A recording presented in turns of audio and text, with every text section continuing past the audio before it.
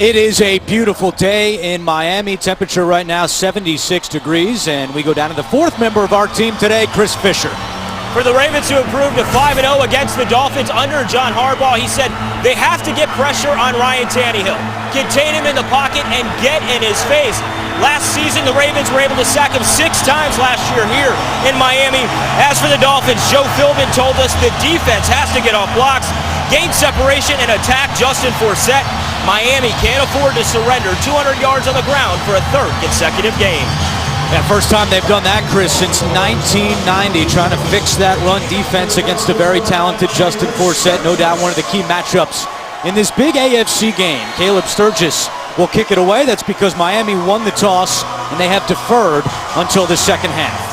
Very dangerous Jacoby Jones back deep. He leads the NFL, averaging over 31 yards per kick return, but he will not get a chance here. It's a touchback, and Baltimore will start at the 20-yard line. Joe Flacco is undefeated in his career against Miami, 4-0 all-time, including the playoffs in 2009, having another big season. He sure is, and of those 4 wins he's had here against no losses, 3 of those wins have come right here in Miami, so the Ravens very comfortable in this environment. Justin Forsett was listed as questionable with a knee injury. He is starting for Baltimore. Flacco to the air on first down and incomplete. Was throwing it in the direction of Steve Smith Sr. As we take a look at the Baltimore starting offense, and Rick Wagner will have his hands full. He'll see a lot of Cameron Wake today, and you just saw that first pass was to Steve Smith. Baltimore has to try to get him going. Yeah, only 1 catch last week for Steve Smith, and Joe Flacco told us they really want to get him involved early. It's obvious they threw the first play of the game right at him. Misconnection though.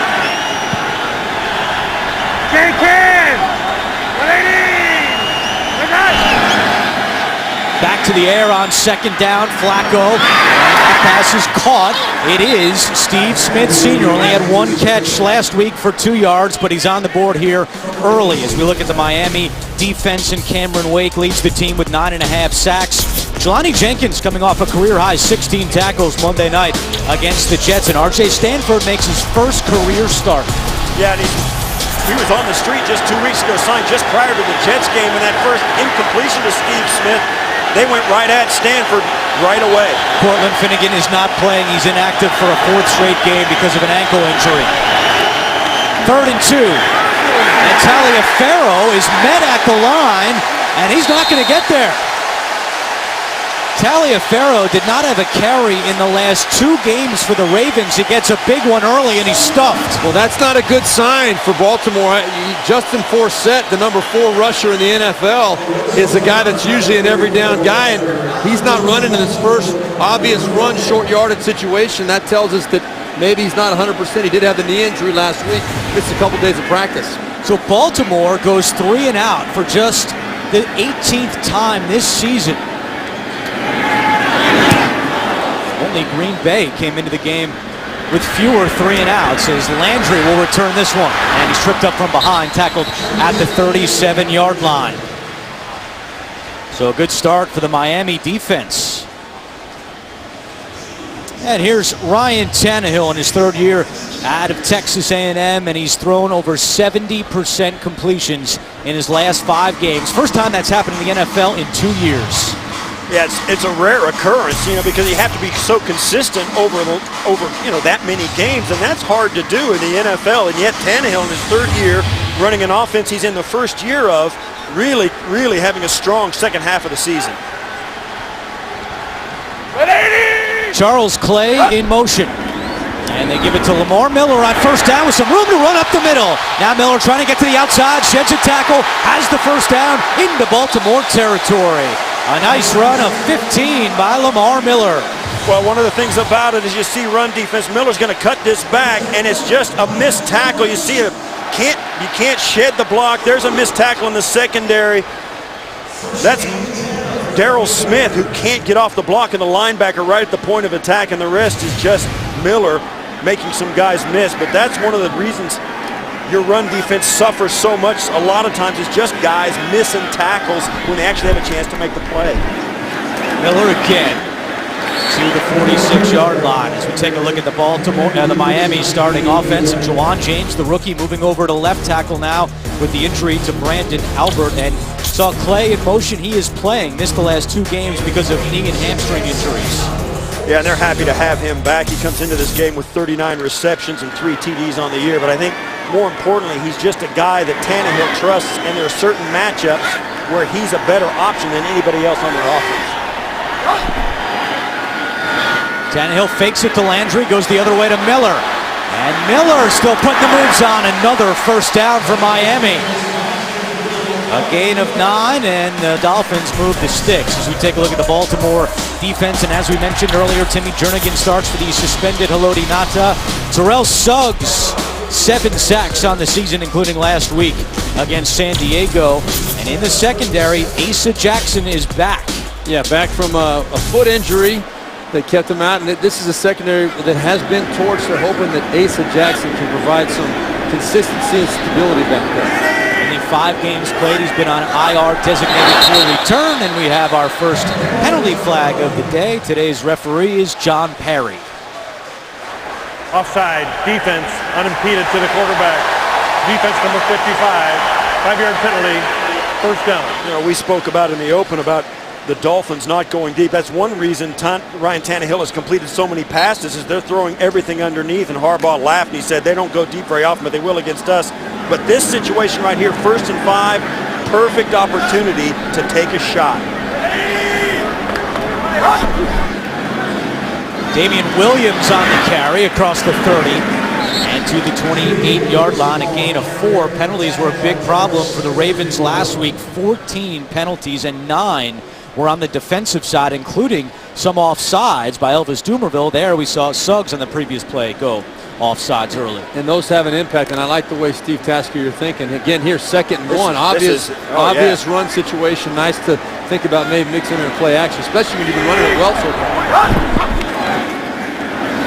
They give it to Williams again, and he has stopped for no gain on the play. It'll be 3rd down and 1. Yeah, when you talk about generalities and rules of thumb in the NFL, if you get a 2nd and 1, that's a chance to take a deep shot.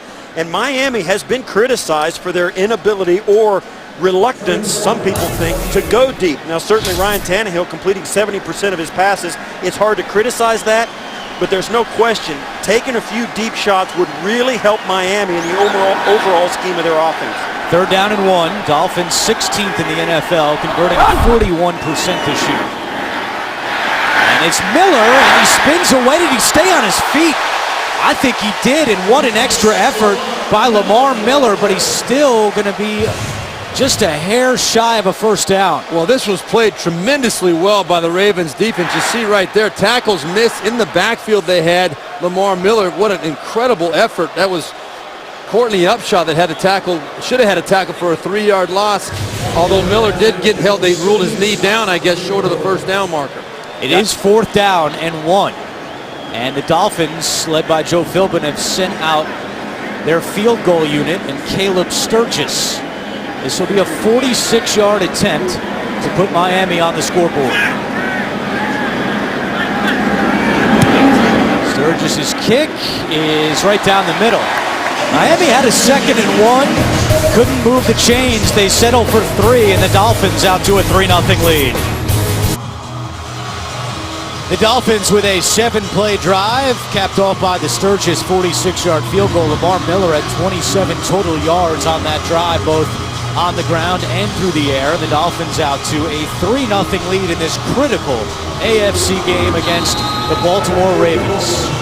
6 teams in the AFC are 7-5, including these 2.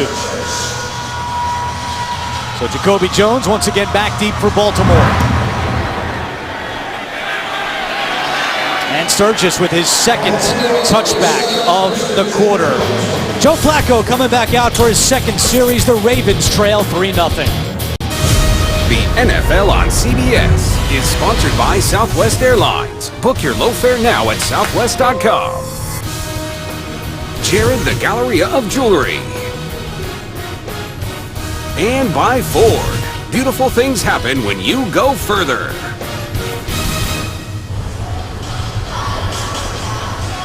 It is a beach day in Miami, also a great day for football. 9:28 to go first quarter, and the Dolphins lead 3-0. Second series for Baltimore. They went 3 and out on their first possession. Justin Forsett did not carry the football in that first drive. And a play action. Flacco to Juszczyk, stuffed. Jelani Jenkins, who had a career-high 16 tackles last week, has his first one today. A loss of 5. Well, we mentioned it earlier, both of these teams 7 and 5. Just the 12th time, all time, that two 7 and 5 teams have met. The winning team has gone on to make the playoffs 8 of the 10 times there was one tie. So obviously, as we've hyped up, a critical game. Joe Flacco said, I don't know how you don't look at it as an elimination game here today. 2nd and 15. Now they go on the ground. Forsett with his first carry of the day. It's a little curious that Taliaferro got that carry on 3rd down in the first drive, but Forsett with a gain of 6. Well, Forsett had that knee injury last week that did prevent him from practicing Wednesday, Thursday. John Harbaugh, Gary Kubiak, offensive coordinator, obviously felt that in a short yardage situation his power might be affected, but it's been an absolutely spectacular year for Justin Forsett. 3rd down and 9.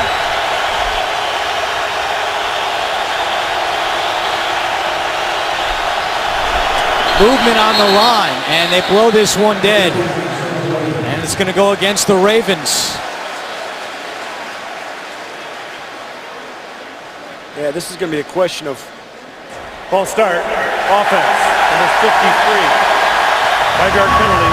3rd down. well, you'll see the Dolphins twitch, and obviously the officials think somebody drew them off. Zutah is the guy right in here. And I didn't see anything. Wow. I saw the tight end jumps off, but the tight end is more than one man removed. I didn't see anything inside. Yeah, that's very questionable in my opinion. He's looking through his legs to get the signal from his quarterback and just lifted his head up. He did not try to induce movement out of the Dolphins. 2 pre-snap penalties on the Ravens already. 3rd and 14, a screen to Forsett. And Forsett is stopped short. So Baltimore came in with the 2nd fewest 3 and outs in the NFL, and they have 2 3 and outs on their first 2 drives. Well, we spoke about it in the open, and in the NFL, particularly at the problems the Dolphins defense has been having of late, you can fix those problems, and you get a bunch of professional guys, a good football team like the Dolphins are, they can fix some problems. Now, they were really poor run defenders in the last 2 weeks. They worked hard on it, and it shows up early today. Sam Cook with his 2nd punt for the Ravens. Landry back deep, and that was nearly blocked. Miami does a great job of that. They've blocked 4 kicks today, 4 kicks this year, as Landry calls for a fair catch at the 33-yard line. Nearly blocked. Miami up early, 3-0. Thursday, Larry Fitzgerald and the first-place Cardinals take on the Rams as the playoff chase heats up. It's Thursday Night Football, Thursday, 8 p.m. Eastern, live on NFL Network. So that punt was nearly blocked. Instead, it goes for 47 yards with no return. So a great job by the Ravens special teams and Sam Cook to change the field. And there's Timmy Jernigan, who's getting the start today for Haloti Ngata. However, Jernigan will start this series on the sideline. As we mentioned earlier, Ngata suspended 4 games for taking Adderall. He is out for the rest of the regular season, but if the Ravens make the playoffs, he would be eligible to return. Baltimore coming with a blitz. Tannehill gets rid of it quickly, but it's dropped by Charles Clay. Ngata said he made a mistake. Deeply sorry, apologized to his teammates. Ozzie Newsome, the GM for the Ravens, said, "We're disappointed with him, but no more than he is in himself." And that is significant. And we've seen, the Miami Dolphins came out in their first drive and did run the ball pretty well, 22 yards on their first 5 carries, a couple of nice plays up the middle. But Timmy Jernigan and the interior defensive line for John Harbaugh, he views that as an area of strength and thinks they should be up to the task. 2nd-round pick out of Florida State. Seminoles are the number 3 team in the college football playoff, which was just announced. That pass from Tannehill is complete to Deion Sims, who knocks the helmet off of C.J. Mosley. Deion Sims has really come on of late, playing the last 2 games for Charles Clay. and he picks up 12 here. Well, you can see why they're starting to trust him more. That is a big-time play by an NFL tight end. You can see him. That's what you learn to do. When you got the ball in your hands in the NFL, you attract a lot of violence. And he's not a little man. That's how you finish a run. 6'5", 260 with some pop. Lamar Miller on first down gets to midfield. You can see in this early going of this first quarter why Miami has become such a tough out with Ryan Tannehill at quarterback. Short, complete passes, set you up for second and third and short, and you've got Lamar Miller running really tough up inside. Their offensive line is light years ahead of where it was a year ago with all the turmoil. They're just much better everywhere you look. Anthony Levine to the Baltimore locker room. We'll try to get an update on him as we have more movement on the line and flags come in. And this is going to be another pre-snap penalty on Baltimore.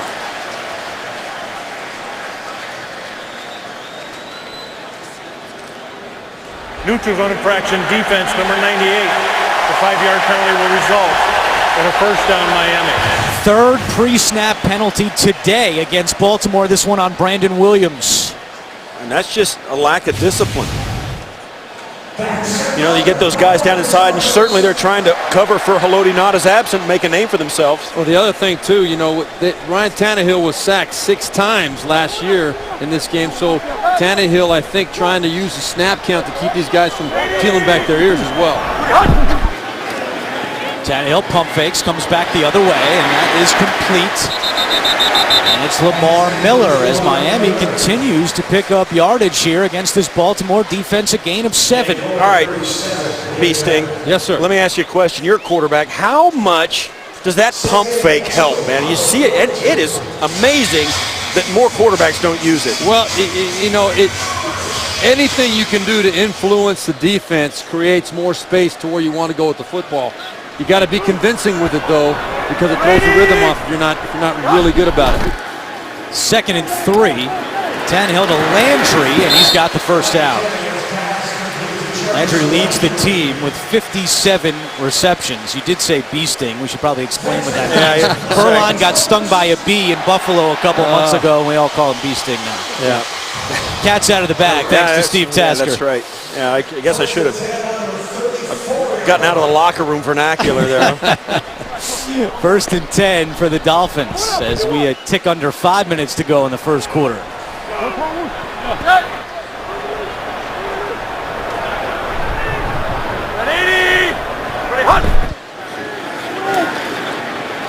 Tannehill with time over the middle, and Miller is met immediately by Mosley. Gain of 5 on the play. You'll watch as the Dolphins get in this formation, they're bringing in a tight end and keeping the running back in. They're making sure they've got enough guys around Tannehill to protect him. You mentioned Steve Berline, 6 sacks last year. They're making sure they got enough people inside to protect him. But you know what, Steve? That last chance, they had a slot to the left side, and Mike Wallace ran a corner route. That was one of those deep shots up the field that Ryan Tannehill's got to be aware of. He started 5 out of 6. Miller. Lamar Miller with another Miami first down. Third-year player out of Miami, a gain of 7.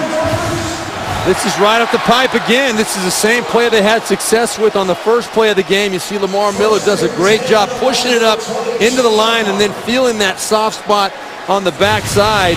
A nice pickup for a first down. There it is, Baltimore with just 13 yards. Lamar Miller has 51 all-purpose yards so far in this first quarter. 1st and 10 for the Dolphins. Tannehill fires, caught at the 10. It is Mike Wallace, and Miami has it 1st and goal. Not too complex here. This is just a quick little play action. Danny Gore, one of the guys who's been victimized in recent weeks, although anybody they put back there, good pressure from Timmy Jernigan on Ryan Tannehill. Nice throw by Tannehill, but these Ravens defensive backs, I think, are afraid to get too aggressive on the outside because they've been scarred so badly in recent weeks. Gore was teammates with Tannehill at Texas A&M. 1st and goal. Tannehill, that pass deflected at the line.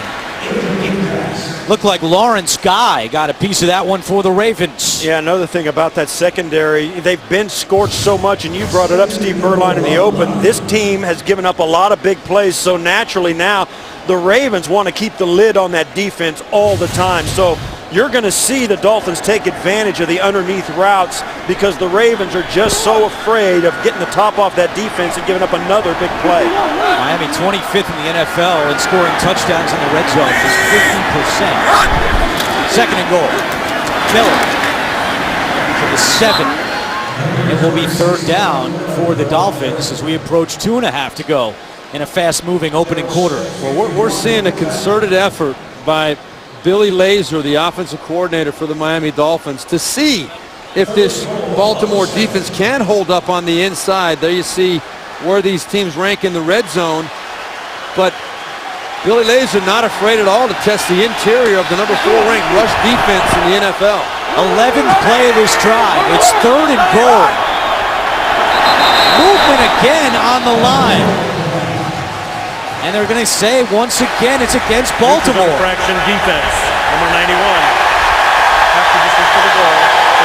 Well, now you can tell it's getting good to the Dolphins. They're getting to know Tannehill's probably talking to his guys in the huddle saying, hey, here it comes. They're going to try and draw them off, and they're going to keep doing that, and it'll get worse as the game goes along. The Dolphins will hold their water and get them off sides again. And what that does to a defensive line, they're trying to get off on the snap count. You know, if they have that moment of hesitation because they don't want to jump, that makes a big difference. There you go. There you go. There you go. Big. It's all right. Come on, you got him. Set. Lady. Tannehill, end zone, caught, touchdown, Brian Hartline. His second touchdown of the season, and Miami takes a 9-0 lead. Well, this is a big-time hot throw by Tannehill. It goes right by C.J. Mosley. I don't know how he fit this in here. C.J. Mosley's right there, and he fits it right in between Mosley and Jackson. Watch right here. Just goes right past it. Yeah, that was a great throw. Brian Hartline, who's not been a big factor in this offense, only his second touchdown of the year, but a great throw. That play should have been made by the inside linebacker, no doubt about it. Hartline injured his left knee last week, only had one catch against the Jets as Sturgis knocks in the extra point, but he catches the early touchdown, and the Dolphins out to a 10-0 lead. The NFL on CBS is sponsored by Verizon XLTE on America's largest, most reliable 4G LTE network. And by Bud Light, who reminds fans to stay in the game and drink responsibly.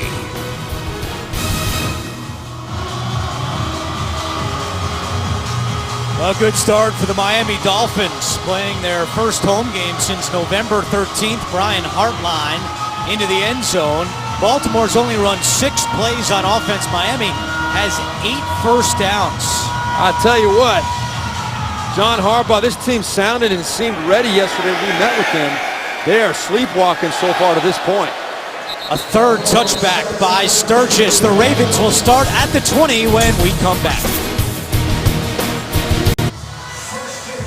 Back in Miami on that touchdown drive, Ryan Tannehill, 6 out of 8, completed those 6 passes to 5 different receivers, and the Dolphins are out to a 10-0 lead. Baltimore has only run 6 plays on offense in this first quarter, 2 3-and-outs. They started with Forsett. He is stuffed by Rashad Jones. Big hit by the 5th-year safety out of Georgia. That was a big hit. He came up, timed it just perfectly, came down with safety support. Wham!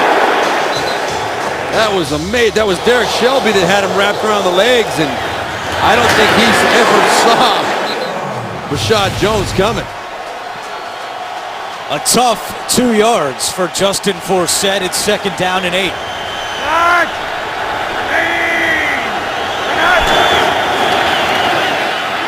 Flacco to the left, and that's a great catch by Steve Smith. Tackled immediately by R.J. Stanford, but Smith went up to get that one and brought it in.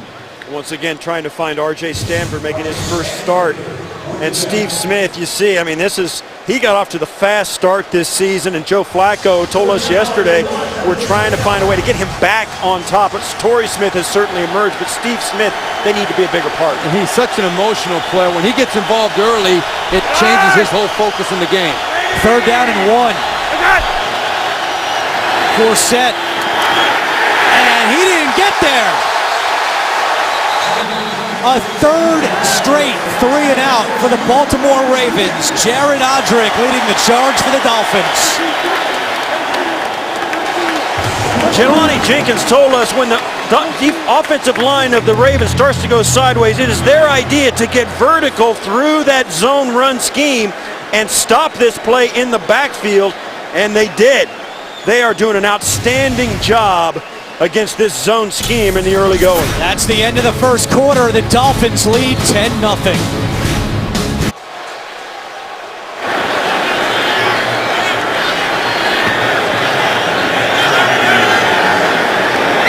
Well, Miami called a timeout with 3 seconds to go. There's a flag down. They wanted Cook to punt into the wind, even though it's not particularly strong. Landry, and he's tackled at the 27, but there is a flag down. So the quarter appeared to be over, and then John Perry came back out and said, nope, we're going to give the Dolphins a timeout with 3 seconds left. And this flag came out before the kick. It was 4th and 1. And again, there's a slight breeze here today, but it doesn't appear to be overly strong. That was a pretty good punt as well. You said it though, Steve Tasker, during the break. You don't question the coach of the home team. They know their stadium, but Illegal formation. Kicking team number 44 was not on the line of scrimmage. Miami has chosen to tack on the 5-yard penalty, and this is now the end of the first quarter. Now we are through 1. Miami football when we come back.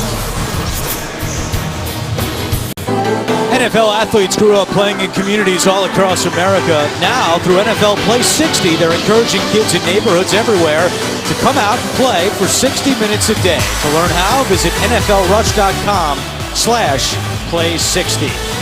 Start of the second quarter in Miami in this critical AFC game between the 7-5 Ravens and the 7-5 Miami Dolphins. What a start for Miami, out to a 10-0 lead. Ryan Tannehill, 7 out of 9 for 52 yards and a touchdown. And this is a Ravens team that has been playing very well offensively. Last week against the San Diego Chargers, only 1 punt.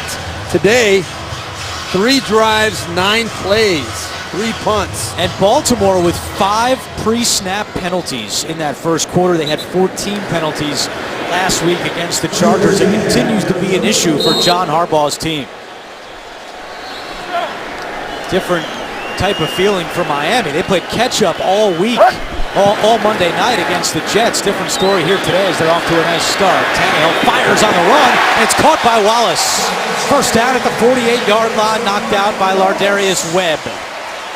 A gain of 17. We showed you this earlier, the AFC playoff picture with 6 teams at 7-5, including Miami and Baltimore. Miami right now, if the playoffs started today, would be the number 6 seed. And down the stretch, the Ravens have the easiest schedule of the 7-5 teams. Miami, the second easiest schedule.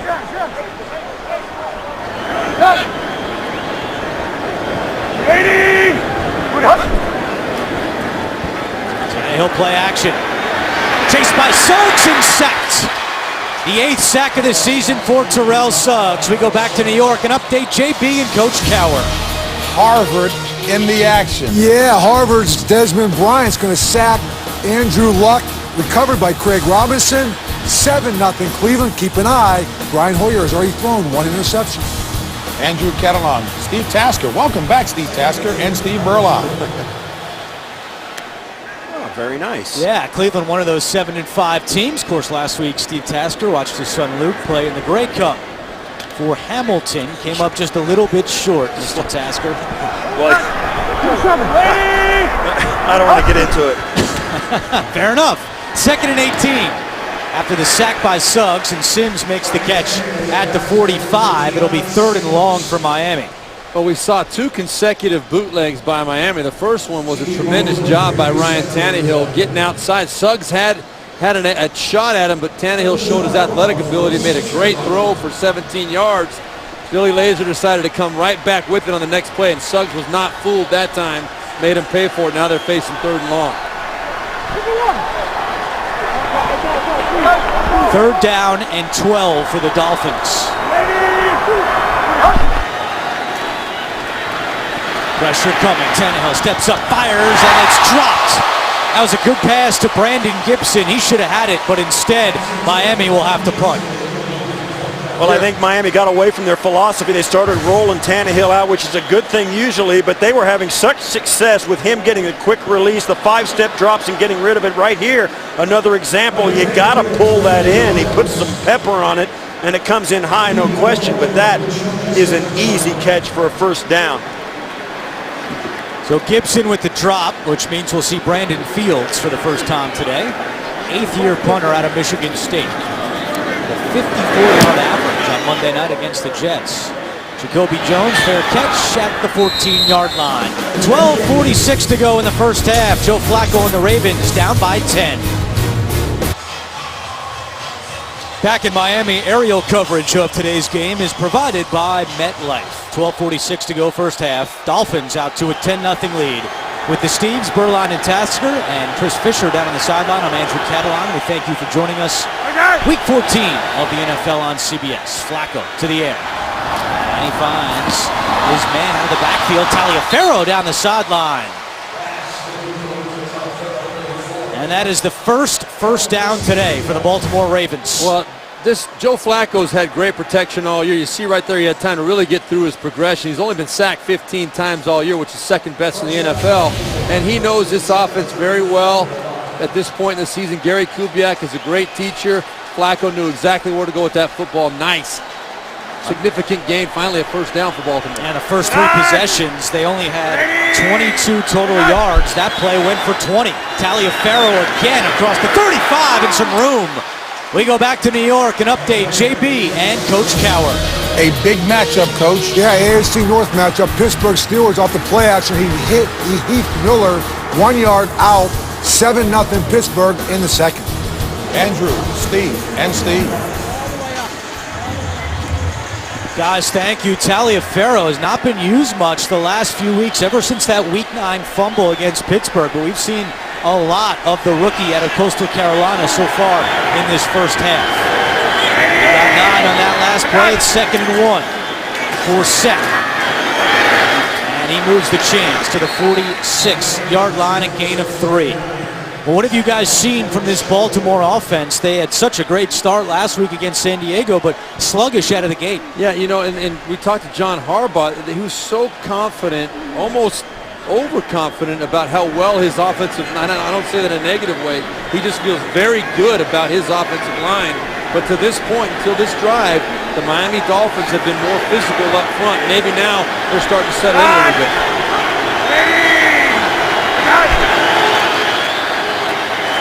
Flacco, play action, fires to a wide open Steve Smith into Miami territory and wrestled out of bounds at the 24-yard line by R.J. Stanford. A gain of 27.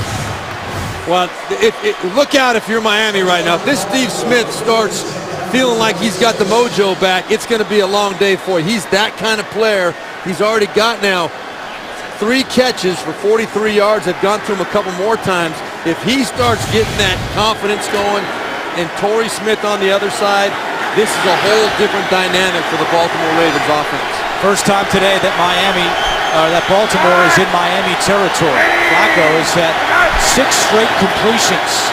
Keeps this one on the ground at 4 set, trying to find some room on the right side, nothing doing. Brent Grimes coming up to make that tackle, a gain of 1.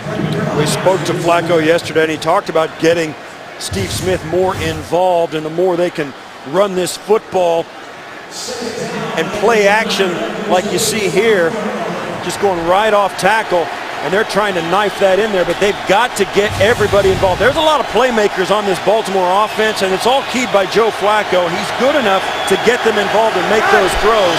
They've got to complete them. Flacco to use check, great catch by the fullback. Knocked down by Rashad Jones, but the 2nd-year man out of Harvard Making a great grab on that pass from Flacco. Well, this is exactly what you saw the Miami Dolphins do. Spread the football around, get some completions, move the football, use the run game. These two teams are 7-5 in the playoff hunt for a reason. They may have spells where they don't look so good, but they find ways to win. And this Baltimore team is very veteran up front and at the skill positions. Ravens on 3rd and inches. Flacco keeps it himself for the first down. That's the first time today that Baltimore has converted on 3rd down. They were 0 for their first 3. Flacco did have a rushing touchdown last week down by the goal line against the Chargers in that crazy game where Baltimore was ahead by 10. Starting the 4th quarter, and then San Diego scored 3 touchdowns in the final frame. You can see there, Joe Flacco, Andrew, he had to run to the sideline. Their radio system doesn't seem to be working. Gary Kubiak, the offensive coordinator, just screaming at him, telling him what the play was. 4 first downs on this drive for the Ravens. Taliaferro gets away from Mitchell. Taliaferro with a gain of 3 on the play. Brent Grimes with the tackle, and once again Flacco has to go to the sideline to get the call from Kubiak. Yeah, that's old school. And if one team has their sound system down, then the referees will tell the Miami Dolphins when they get the ball next, they've got to be on the same playing field. But here we're seeing the Ravens, and this Ravens team, 7 out of 7 times in the red zone last week, they scored the ball with the football. However, 4 were field goals. Flacco, end zone, Smith, and he couldn't bring it in. Brent Grimes may have got a hand on that one. It was well defended by Grimes. Steve Smith told us yesterday, we've seen Grimes before. They've matched up head-to-head before. Grimes is athletic and physical. Good matchup, but that's just a drop. Grimes is in pretty good position, but that's a catch Steve Smith needs to make.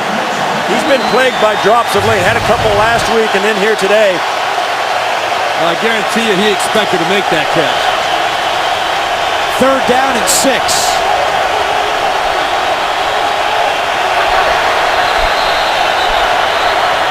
And a timeout is called by the Ravens. Their first timeout of the half with 7:58 to go. Big 3rd down play coming up when we come back.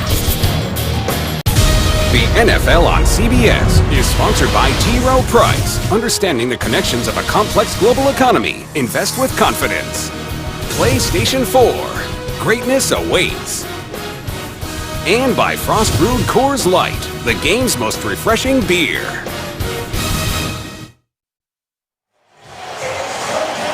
Beautiful day in South Florida, and a big play coming up here for the Ravens. Following the timeout, 3rd down and 7. They need to get to the 5-yard line for a first down.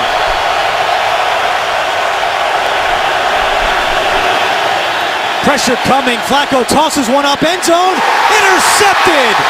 Picked off by R.J. Stanford. Just the 2nd interception of his career, and it comes in the end zone.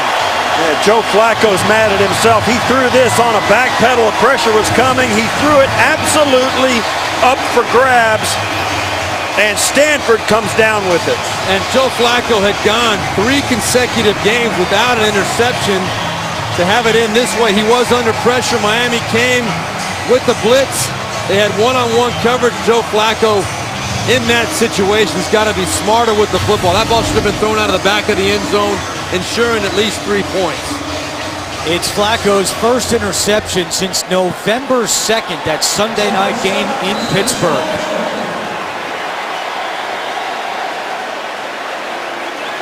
So once again, the Ravens, even though they went 7 out of 7 in the red zone last week, we said 4 were field goals. And Torrey Smith said that was the difference in the game. I know we scored the football. However, with the field goals, it came back to bite us. Well, here it's a turnover as Flacco is picked off. Lamar Miller reversing field. Miller still going across the 30. What a run by Lamar Miller. Darian Stewart finally brings him down after a gain of 11. Well, this is just Miller doing it all on his own. The Ravens do a great job at the point of attack. But at the end of it, you see Jernigan just overruns the play, and then guys start to pursue back, and they over-pursue, and they kind of lose discipline. You got to, when a play breaks down like that, you got to remember to herd the guy to your teammates. Don't just try and do it all yourself. Woody, hot! 43 yards rushing from Miller. He's looking for more here. Once again, changing course and tackled at the 34-yard line as we go down to Chris Fisher with an injury update. Andrew, quarterback Anthony Levine for the Ravens exited the game in the first quarter. We have just found out from the Ravens staff that he's suffered a concussion and will not return. Chris, thank you. Big loss for the Ravens. Levine has been the starting cornerback the last several weeks until this week with the return of Asa Jackson, but Levine still counted on big time in that secondary. That's the last loss that they needed. They cannot afford to lose any more people in that secondary. Miller again to the 35, and it will be third down. We need to go back and revisit something I said a little bit earlier. Talked about the communication problem Baltimore was having. The rule is if from the press box to the coaches, the communication is out, the other team has to shut theirs down. But from the sidelines to the quarterback, if one team is having problems, the other team does not have to adjust. Our officiating expert, Mike Carey, refreshed me on that one. Third down and 6 for the Dolphins. Tannehill wants to keep it himself, running left, has some room. First down, Ryan Tannehill. He averages 6.4 yards per carry. That's third among all quarterbacks. And that was about 6.7 yards on that carry, just under 7 yards. And this is a design sweep. You can tell he just tucks it and goes. That's an absolutely critical part of their offense. It's not a huge part. They may run it 4 times deliberately with Tannehill, but if he gets 3 first downs like that, that's an enormous difference and a great boost to their offense. It's a good call on the 6.7, but officially a 7-yard gain for Ryan Tannehill. He looks to pass here, and it's dropped by Damian Williams. So Gibson with a drop for the Dolphins, and now Williams drops a pass. Now this is just a case of a guy getting a little too excited, started thinking about the move before he got the ball put away. You could see he was looking over that left shoulder. He knew that C.J. Mosley was bearing down on him. Yeah, for a quarterback that's completing 70% of his passes, he's got to be a little particularly disgusted with the drops. Williams, an undrafted rookie out of Oklahoma, one of the 3 drops for Miami in this first half. Lady! Play action. Tannehill wanted to take a deep shot. It wasn't there. Now on the run. Jernigan missed him. Tannehill fires. And a sliding catch by Mike Wallace. We've got a penalty flag on the far side with illegal men down the field. Yeah, there is a flag back close to the line of scrimmage at the 44-yard line. If it stands, it's a gain of 31. Well, Ryan Tannehill, and that's the problem. You got a running quarterback. The offensive linemen think he's taken off. An eligible player downfield on the pass. Offense number 51. 5-yard penalty will replay, second down. That's on Mike Pouncey, the right guard. You're 100% right, Steve. You're going to see Pouncey. He's in here. When they see Tannehill holding the ball that long, it's very hard for them to understand that he's not going to run with the football.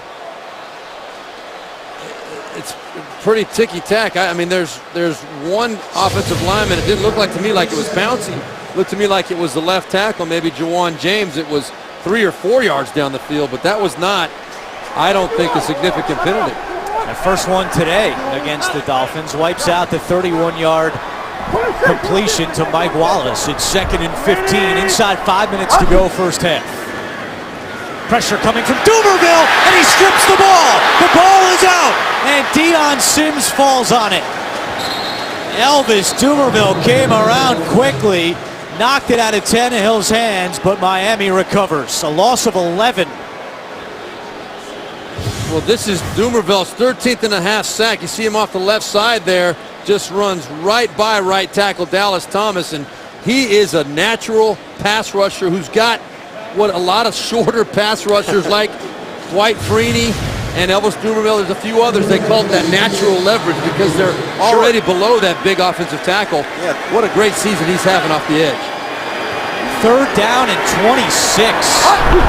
Miami 2 for 4 on third downs. This is a short pass here. And it's caught by Rashard Matthews, but tackled well shy of a first down. And the Baltimore defense getting that big play by Dumerville and the costly penalty forces Miami to punt. Yeah, there's a sack. and then there's a sack strip, and that sack strip, that's an enormous difference. You put that ball on the ground, it gives your team a chance to turn the game around. When you're trailing like the Ravens are by 10, you can bet that Dumerville just raised the level of intensity for that defense. This is a defense that really knows their backs against the wall. And with Dumerville and Suggs, they've got to make some plays like that. Second punt for Fields. Jones is back deep. A flag comes in. Jones makes the catch at the 5. Jacoby Jones runs out at the 22. Let's see what the penalty marker is all about. Might have a coverage guy deliberately running out of bounds, or it could be holding. A 57-yard punt for Fields. It happened very early on the kick. Miami sideline indicating it's against the Ravens. During the kick, holding, return team number 37. 10-yard penalty from the end of the kick. 1st and 10, timeout on the field. It's on Danny Gore. So the pick by Flacco does not come back to bite the Ravens. Miami not able to capitalize. Tomorrow on CBS, the wait is over. Mike and Molly are back. Don't miss the season premiere tomorrow after Two Broke Girls here on CBS. So the penalty on the punt backs the Ravens all the way up to the 4-yard line. So they'll have to go a long ways. And I said before the break that the pick by Flacco didn't come back to bite the Ravens in the sense that Miami did not score. But of course, Ravens were set up great on that last drive, and Flacco's pass was intercepted in the end zone by R.J. Stanford. John Perry still trying to sort something out with the rest of the officiating crew, and he has now stopped play. Yeah, they took the spot of the penalty from the point where Jones caught the punt as opposed from the end of the run. And now they're going to move it back even further. Ball's been placed half the distance to the 2.5. 1st and 7. So Perry moves the ball to the 2.5-yard line with 3:08 to go. Baltimore has 2 timeouts remaining. Penalty was from where Jones caught the ball. Flacco in his own end zone, in trouble. He's going to run with it up the middle. Joe Flacco slides up to the 18-yard line, and he's got a first down for the Ravens, a gain of 15. This is an aspect of Joe Flacco's game that does not get enough respect or attention. Opposing coaches know it. He's a very athletic big guy. You can see coverage up the field. He sees the middle wide open. It's like the Red Sea parting in front of him, and he is not afraid to tuck it and go. He's got good speed for a big man. Longest run this season by the Baltimore quarterback. Keep it on the ground with Forsett, who's had a quiet first half. 6th carry for Forsett.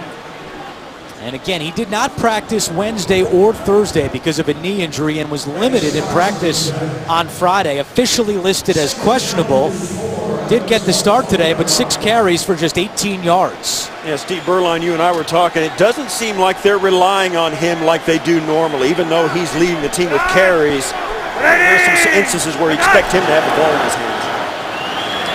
This is Taliaferro again across the 30 and a Baltimore first down all the way up to the 38-yard line. Philip Wheeler makes the tackle, and that takes us to the 2-minute warning. Ravens down by 10.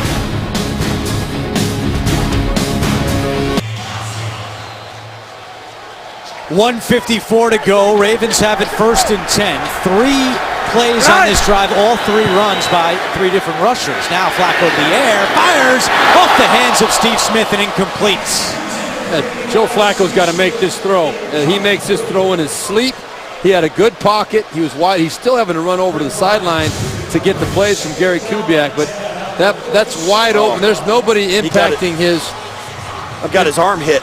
Flacco got his arm hit. Yeah, his arm hit. The ball fluttered out. He got his elbow hit just as he released that ball. Let's see if somebody got a hand on it. Looked like maybe it affected him I'm thinking Wake got a piece of it. It looked like that ball fluttered out of his hand. Flacco 0 for his last 3 with an interception. 2nd down and 10. One on the play clock, and did Flacco get a timeout? Yes, he did. That's a timeout that John Harbaugh knows he might need later in this drive. They had to burn one here. The NFL on CBS is sponsored by Walmart, where you'll find unbeatable prices on this year's top gifts. And by Kelley Blue Book. Find out what you should pay for your next new car at KBB.com.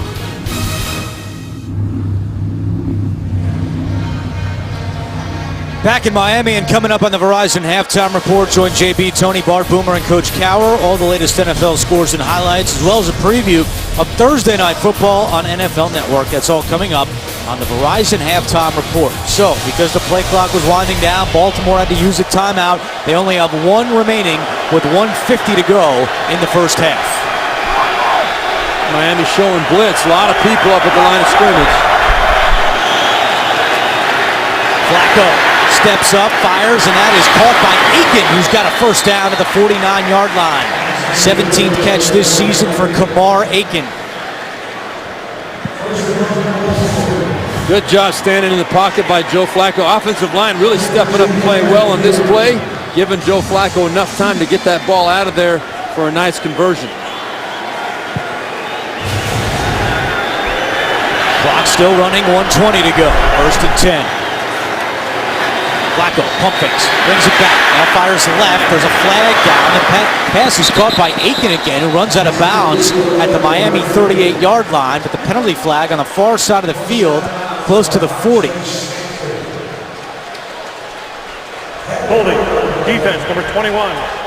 Penalties decline, result of the play, first down. So first down for Baltimore, penalty was on Brent Grimes, and an impressive drive here for the Ravens with 1:11 to go in the second quarter. And the one common theme in the plays on this drive has been Joe Flacco and his ability to extend the plays and step up in the pocket. They've not only protected him, but when they haven't, he stepped up and extended the play. One, he ran for a first down and also extended the play on that one to get the first down.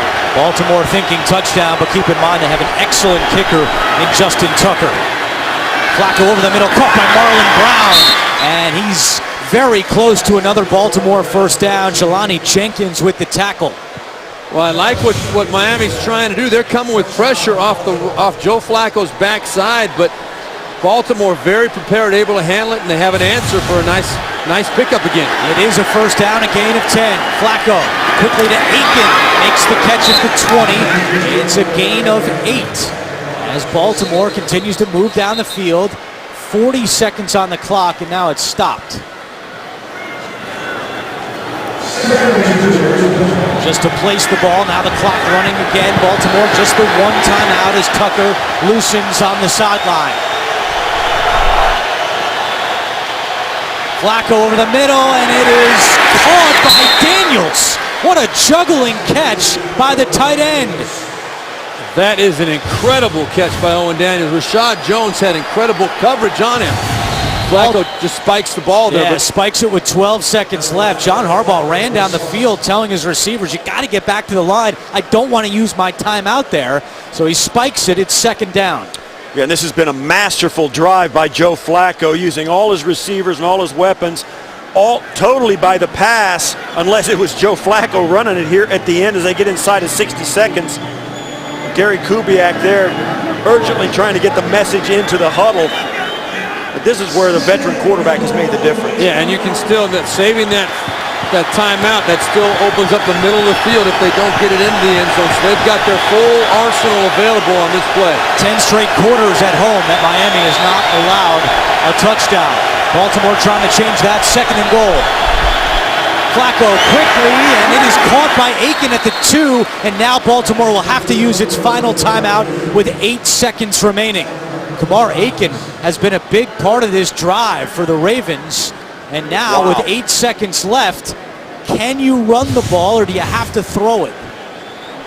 Well, you can run it, but you got to get in, and I think that's the big thing. That Miami can't take it for granted that Joe Flacco will throw it.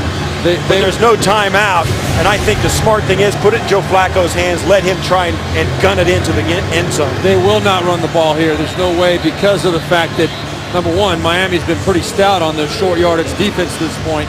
but there's no way they can do it. They've got to preserve at least 3 points. The only way to do that is to throw the ball here.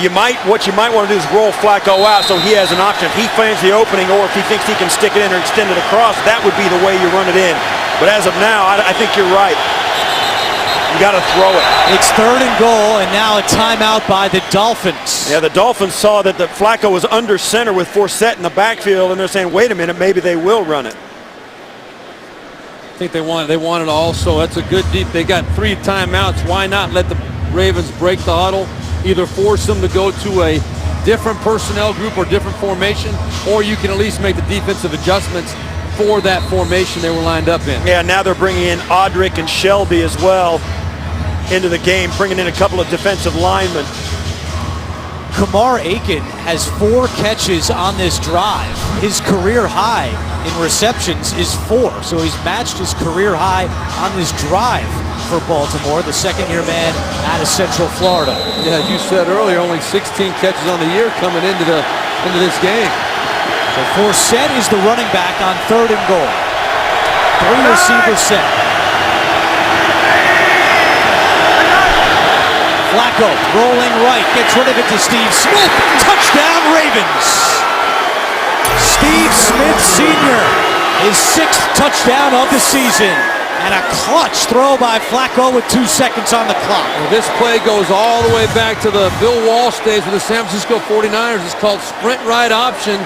You'll see Joe Flacco rolling to his right, Steve Smith just straight out to the flat. It's a little bit of a rub that the Baltimore Ravens are using to try and get him open there in the flat, but it's all part of the route. It just works that way. You time it up, and it's a great conversion for the Baltimore Ravens. What does a Notre Dame man know about a little bit of a rub down by the goal line?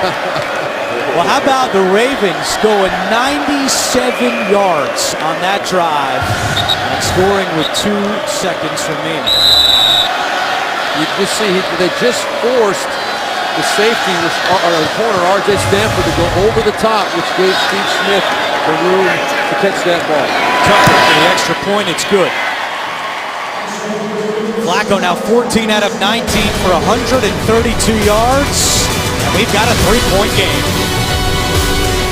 Week 14 continues later today on Fox, and then tonight with Sunday Night Football on NBC. And tune in tomorrow for Monday Night Football on ESPN.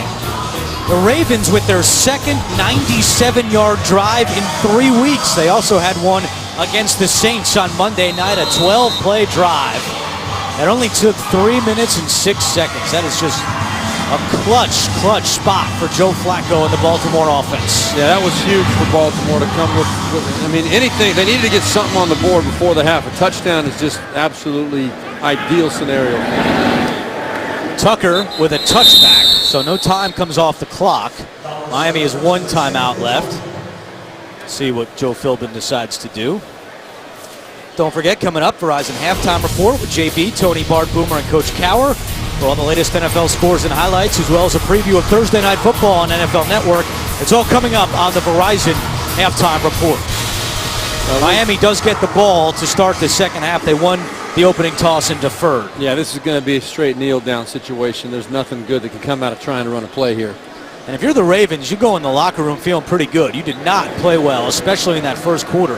Yet you go into the locker room only down by 3. Miami with a 10-7 lead at halftime as Joe Flacco is able to crack a smile after that huge drive. As we go down to the field, Chris Fisher. Joe, the Ravens were able to counter here and grab some momentum heading into half. How do you come back out in the second half? Oh, we're getting the ball to start the second half. We've had some production on offense, a couple drops, a sack here or 2 in the second quarter. We're playing well. We just got to keep playing better. They seem to have been able to step up with their offensive attack here late in the second half. What are your thoughts as far as coming out here and stopping the run again? Yeah, we got to make a couple stops. We had them backed up. We had a great interception here in the red zone the first time, but they put together a good drive. Just got to make some plays, missed a tackle or 2, get a little more pressure on their quarterback. Thanks for your time. Good luck in the second half. That's the end of the first half with the score Miami 10, Baltimore 7. We'll be back with the Verizon Halftime Report after this message and a word from your local station.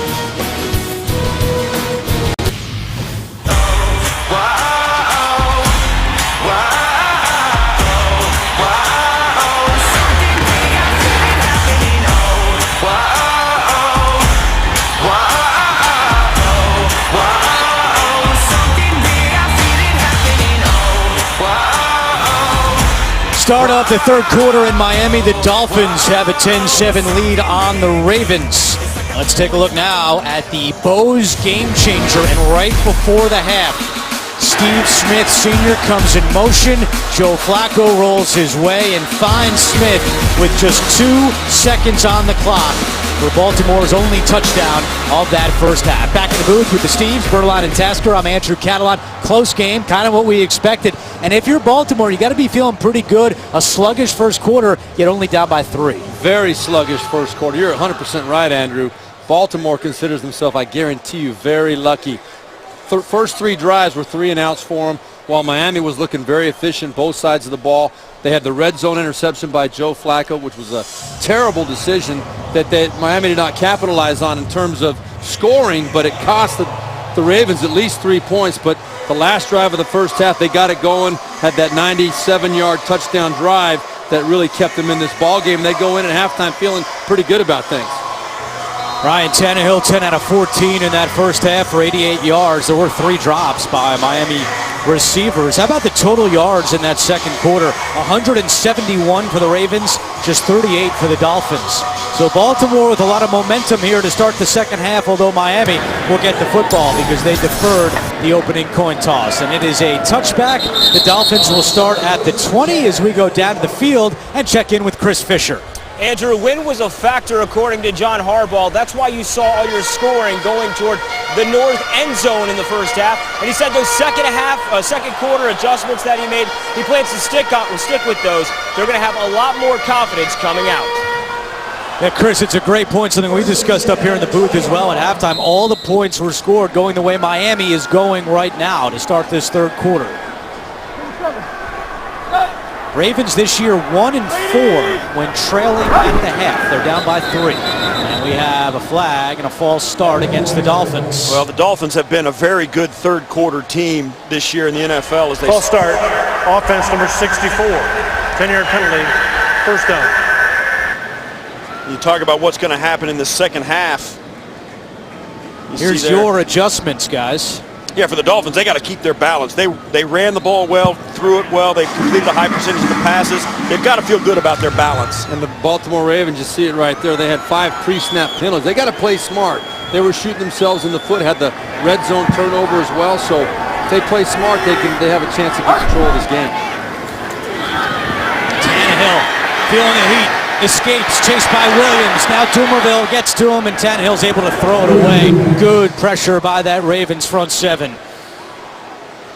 It's an issue that you've got to protect Tannehill. If he's going to complete his passes like he has these last 5 weeks at 70%, they've got to keep the rush off of him, because one of the things that happened in the first half, Tannehill was getting rid of the football on time. The Baltimore Ravens are going to adjust to that and start sitting on the short routes and dare the Dolphins to go deep, something the Ravens have been vulnerable to, but the Dolphins seem reluctant to try it. 2 sacks in the first half for the Baltimore defense. It's 2nd and 15. Tannehill, quick pass to Landry, trying to get him in space.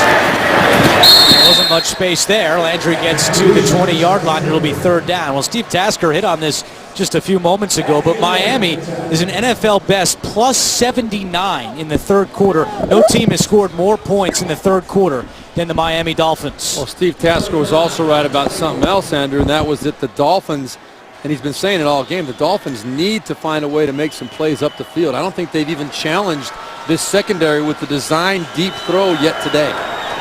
Miami 2 out of 5 on 3rd downs in the first half. It's 3rd and 9 here to start the third quarter. Tannehill fires, caught by Landry for a first down.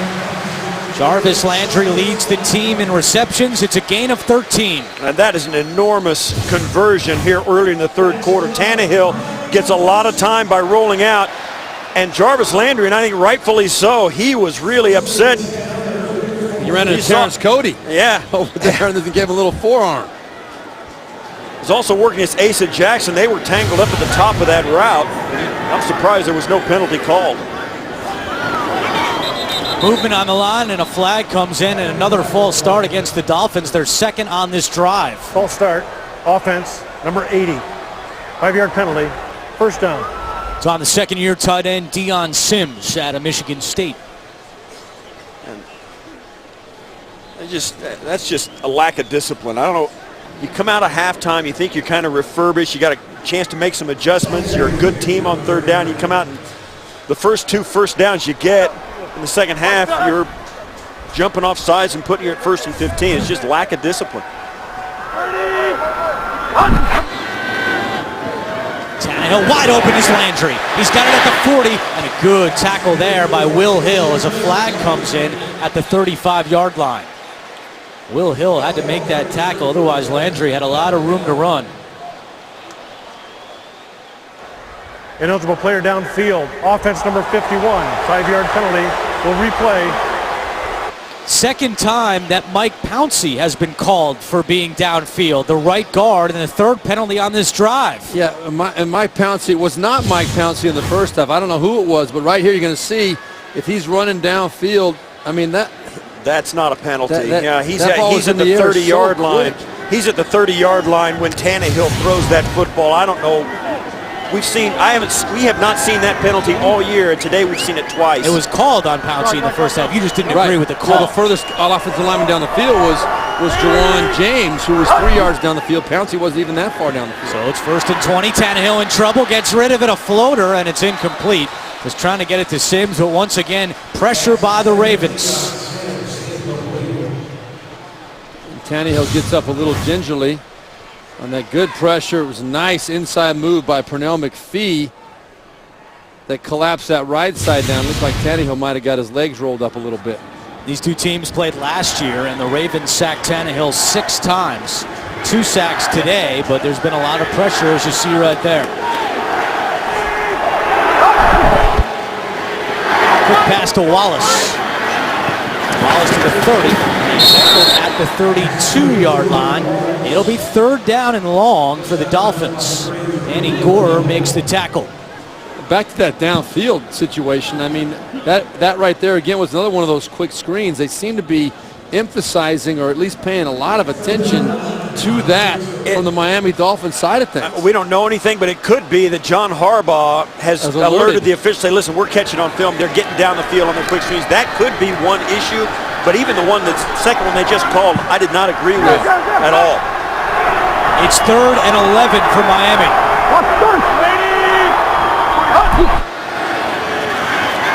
Tannehill over the middle to Williams, and he can't get past that tackle by C.J. Mosley.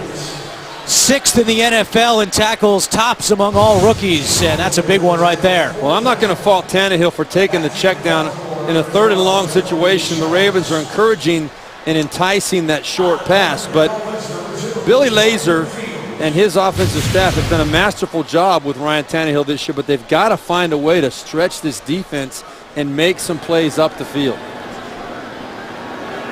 So Baltimore forces a punt. Jones back deep. Good kick by Fields. But a little too good into the end zone for a touchback. A 60-yard punt, but a net of 40, and there is a flag down. Flag is on the near side of the field by the 43-yard line.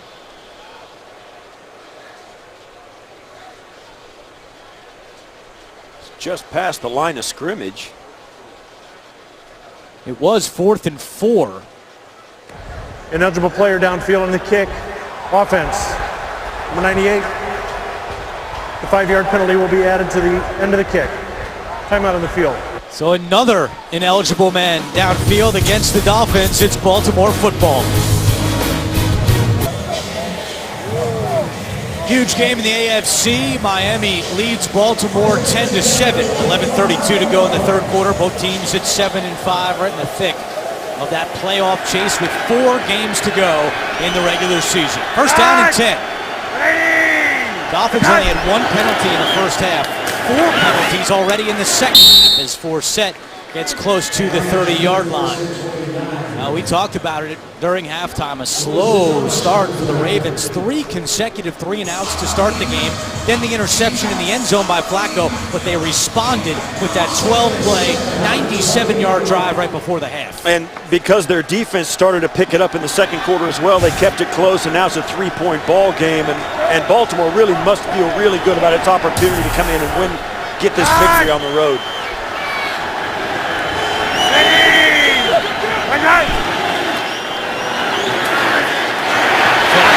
chased by Delmas, and Flacco just throws it away.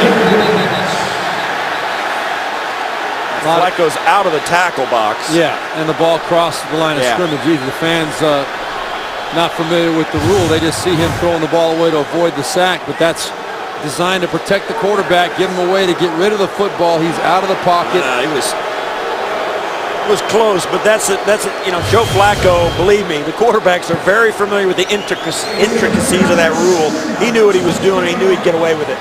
Exactly right. And the referee, it's a hypothetical tackle box from tackle to tackle. They make the judgment, nothing you can do about it. Ravens are 2 for 6 on third downs today. 1 on the play clock, and Flacco has to call timeout. Same thing happened late in the first half, and he has to burn a timeout here early in the second half. The NFL on CBS is sponsored by Southwest Airlines. Book your low fare now at southwest.com. Honda, where you can get great deals during Happy Honda Days. And by FedEx One Rate, simple flat rate shipping with the reliability of FedEx.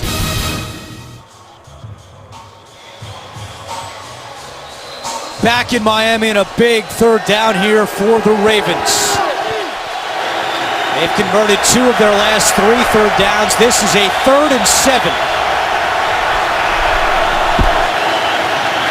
Wade coming with pressure. Flacco gets rid of it to Brown, who makes the catch, but appears to be just short of a first down. That's going to be very close. Jimmy Wilson makes the tackle for the Dolphins, and this is going to come down to the spot, but initially it appears to be just short. Yeah, you're right, Andrew. It looks like they have to get at least to the 35-yard line, and that ball looks a half yard short. Yeah, and it looked like Joe Flacco was going to try to go no huddle, but now John Harbaugh wants him to measure, and the officials are thinking it over. Obviously, the Ravens would love to go for it and convert this. They're asking for the measurement, but it appears at first glance that they're going to try this on a 4th down conversion. I can't imagine John Harbaugh going, if they're short, I can't imagine at his own 35-yard line in a 3-point game rolling dice like that. To me, this is a 95%. Joe Flacco's walking back on the field. Yeah, they may try and draw him off sides. I'd be surprised. Especially with they've been stopped twice on 3rd and short today already. Well, they're keeping the offense on the field. Baltimore this season, 8 out of 14 converting 4th downs. That's 57%. Well, it's one of those, what do? Are you the Dolphins and you think they're going to try and draw us off sides, so sit tight? And if you're the Ravens, if they think they're going to try and, if they think you think they know that, then you can go. So we'll listen to the cadence and see if Joe Flacco just tries to draw them off sides, or if they're really actually going to run a play. I would be very surprised if the Ravens run a play here. They don't seem too much of a hurry to get out of the huddle.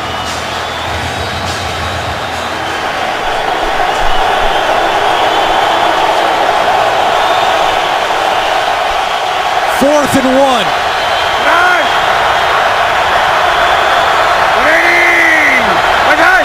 Flacco keeps it himself, and he's got the first down. Gutsy call by John Harbaugh, and it pays off here early in the 3rd quarter, a gain of 2. There's your 5% on the 95%, and I think the smart thing was he didn't take a long count. He just went. He didn't make him try and think about it. He just went. He had a great surge, a great quick snap count, and that's well executed. But you're right, that is a courageous call by John Harbaugh. And we got a player down on the field. It's Jared Odrick, the 5th-year defensive tackle out of Penn State. We'll step aside and come right back to Miami in a moment.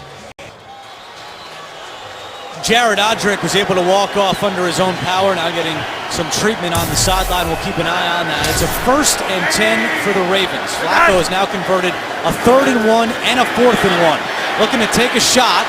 Instead, underneath, and it's Daniels into Miami territory. And another Baltimore first down. A gain of 17. Well, this is the type of play that scares opposing defensive coordinators. Flacco with the big arm outside, and Gary Kubiak loves to call these. They had Jacoby Jones doing a post corner to the backside. That's where Flacco wanted to go with the football, but he realized it wasn't there, knew exactly where Daniels was, and made a nice throw. Taliaferro, the running back on first down, he gets the call, met at the line, second effort to the 44-yard line. Well, you can vote now for the 2015 Pro Bowl. It's fantasy football for real. Select the best players at every position, regardless of conference, either online or on your mobile device at NFL.com/Pro Bowl ballots. As we've documented, a very slow first quarter for the Ravens, just 22 yards, but since then, all the momentum has been on Baltimore's side.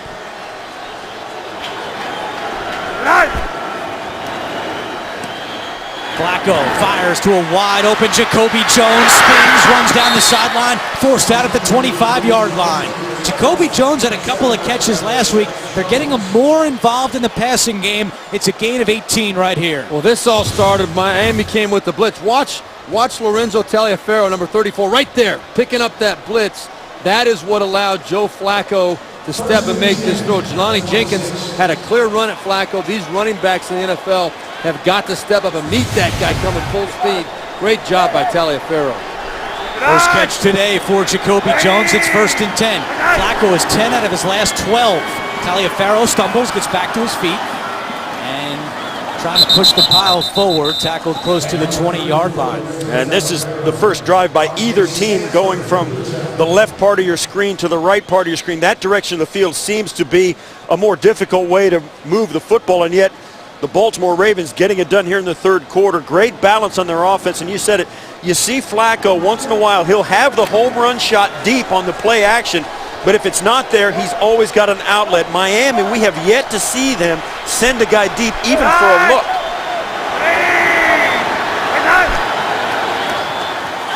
Flacco pump fakes, now throws it to Smith. He's in trouble. And Steve Smith is tackled for a loss, but there is a flag down on the near side of the field at the 15-yard line. That's going to be lineman downfield again. Now that was because the timing was thrown off for Baltimore. Loss of 7 on the play. Ineligible player downfield. Offense number 53. Penalties declined. Result of play. Third down. Let's go down to Chris Fisher. Andrew, when was the factor for all the scores being played out in the north end zone during the first half? You can feel the wind blow toward the north side of the end zone. If you look at the goalposts and the flags, that's the direction it blows. But at the top of the stadium, you see the wind crossing over, blowing to the southeast side of the stadium. Chris, thank you. Big play here. 3rd down and 11.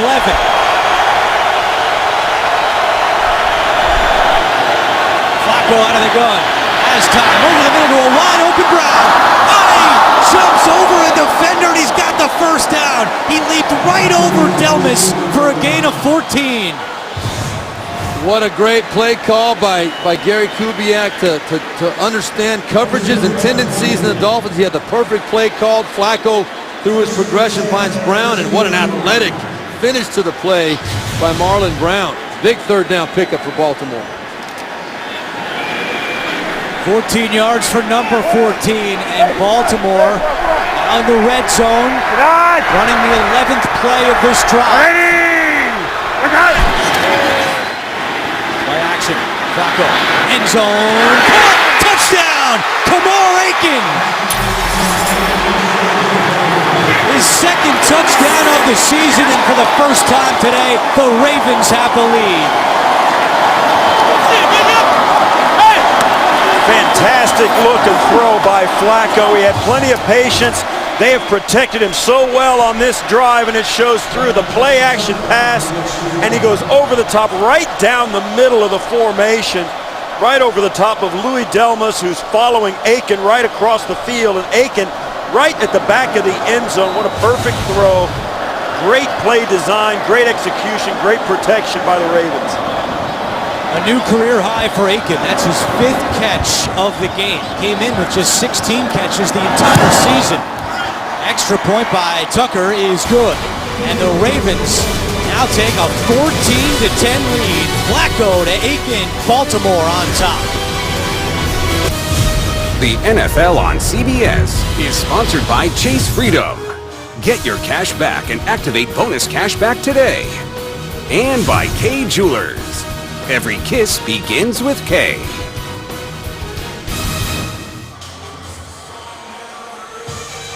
So a big decision pays off for John Harbaugh. He went for it on 4th and 1 from his own territory. Flacco picked up the first down, drives him down the field, and for the first time today, Baltimore has the lead at 14-10 with 6:14 to go in the third quarter. Well, Andrew, I said he was at 95% not going to go for that, but that's why his players love John Harbaugh so much. He's got confidence in him. Let him do it. Landry's going to take this one out. Landry at the 20. And he is dragged down at the 27-yard line. A little extracurricular after Landry goes down. Well, coming up next Sunday, the NFL on CBS features division showcases in the AFC East. The Dolphins and Patriots collide while the Steelers battle the Falcons or the Broncos challenge the Chargers. Check your local listings. And of course, it all begins with JB, Tony, Bart, Coach, and Boomer on the NFL Today. How about Flacco? He's completed the ball to 8 different receivers, but Torrey Smith is still without a catch today.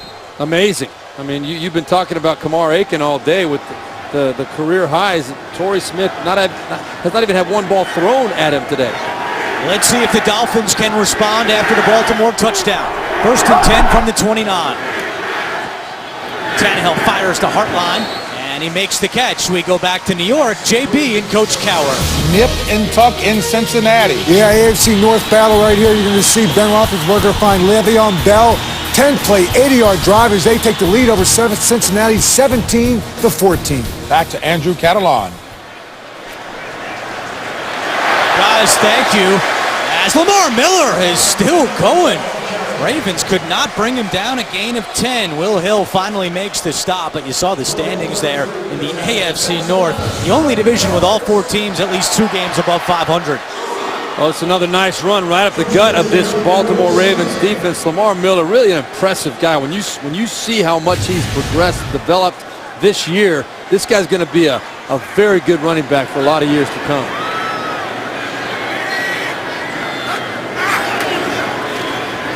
Tannehill screen to Landry. Cuts back on Mosley. Well, it doesn't get much further than that. Jarvis Landry has made a huge impact for this Miami team this year. And I say team because he's getting it done on offense, leading the team in catches, and on special teams as well, 3rd in the NFL, averaging 29 yards per return. A little no huddle here for the Dolphins. Tannehill for a wide open Miller. Heads by Ingram and then wrestled down by Suggs in Baltimore territory at the 46-yard line. A gain of 7. Yeah, now Miami taking a little bit of tempo here, went no huddle, and it turned into a nice conversion on 2nd down, brings them into a 3rd and more manageable after a thrown for a loss. Now they'll huddle up, and it'd be interesting to see what their thought was, why they're huddling up now, and why they went tempo just a moment ago. Perhaps they had a matchup up front that they liked. 3rd down and 3 for the Dolphins.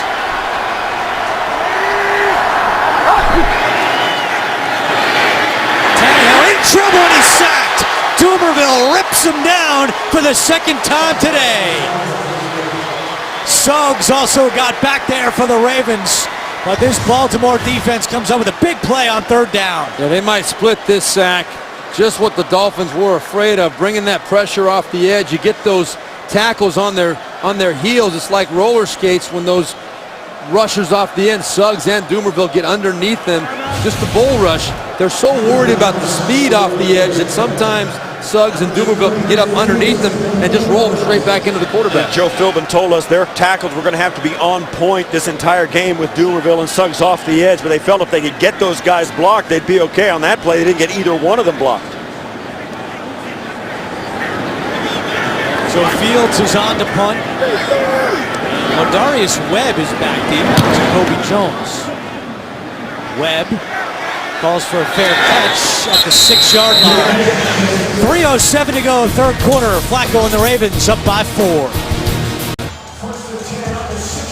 The Ravens will start this drive as Torrey Smith watches from the sideline, still without a catch today. Did injure his right knee last week. Helmet on, he's been playing, but Flacco is not connected with him just yet. Meanwhile, Flacco 13 of his last 15, and one of those incompletions was a spike as Forsett is wrapped up by Derek Shelby. Well, you can get the fastest football scores and updates with the CBS Sports app. The fastest app for sports fans. Just download the CBS Sports app now. Very interesting with this Ravens offense. Forsett has not been a factor today. Torrey Smith doesn't have a catch. We spoke with Flacco yesterday, and he told us that he thinks talent-wise, this offense is more talented than the offense that won the Super Bowl 2 years ago, and they're proving it today with guys like Aiken and Brown and Taliaferro stepping up.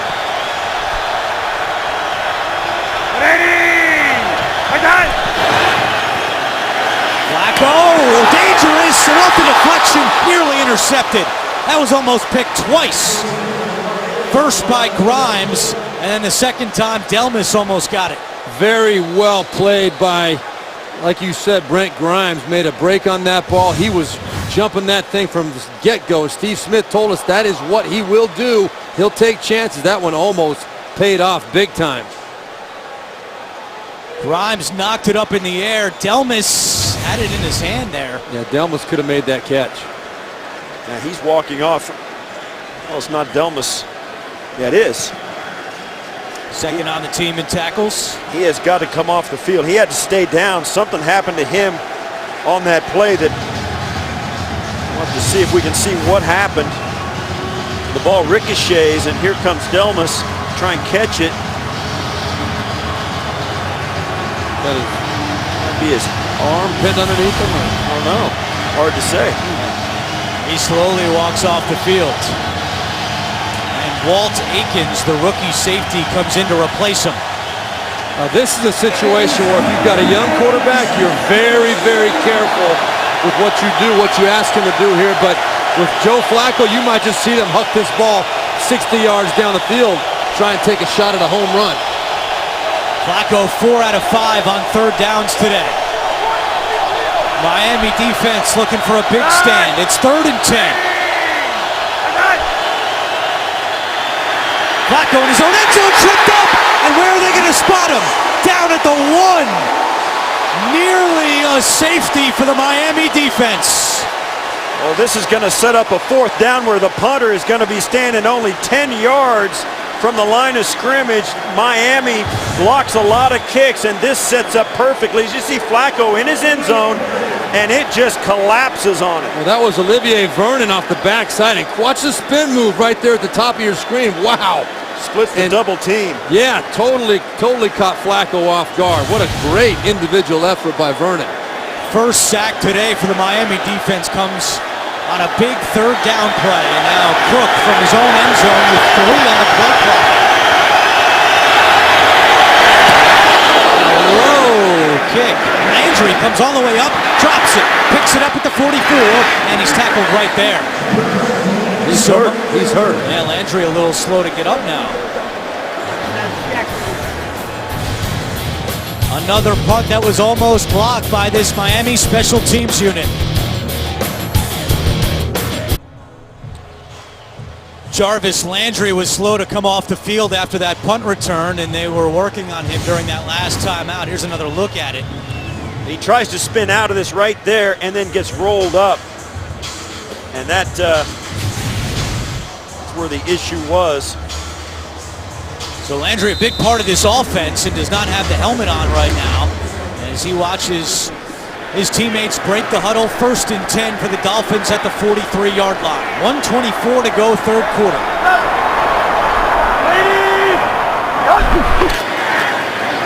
Miller, nothing doing. Great tackle by Chris Canty. A loss of 2 on the play. Well, let's go back to New York and our officiating expert, Mike Carey. And Mike, what did you see on that Miami sack close to the goal line?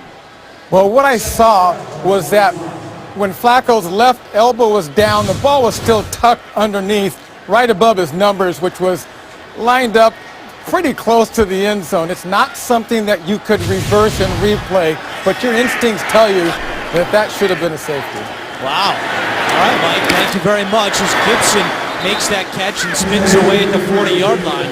The question on that then becomes, though, do you waste a challenge on something like that where you really can't? Even Mike Carey says you can't really tell for sure where that ball was at the time he was down. It's the conversation we had yesterday with John Harbaugh about having cameras on the goal line being mandatory equipment for every field, and he had some pretty strong opinions about having that be the case. Well, Landry is back in for the Dolphins on this 3rd down and 5, possibly the final play of the 3rd quarter.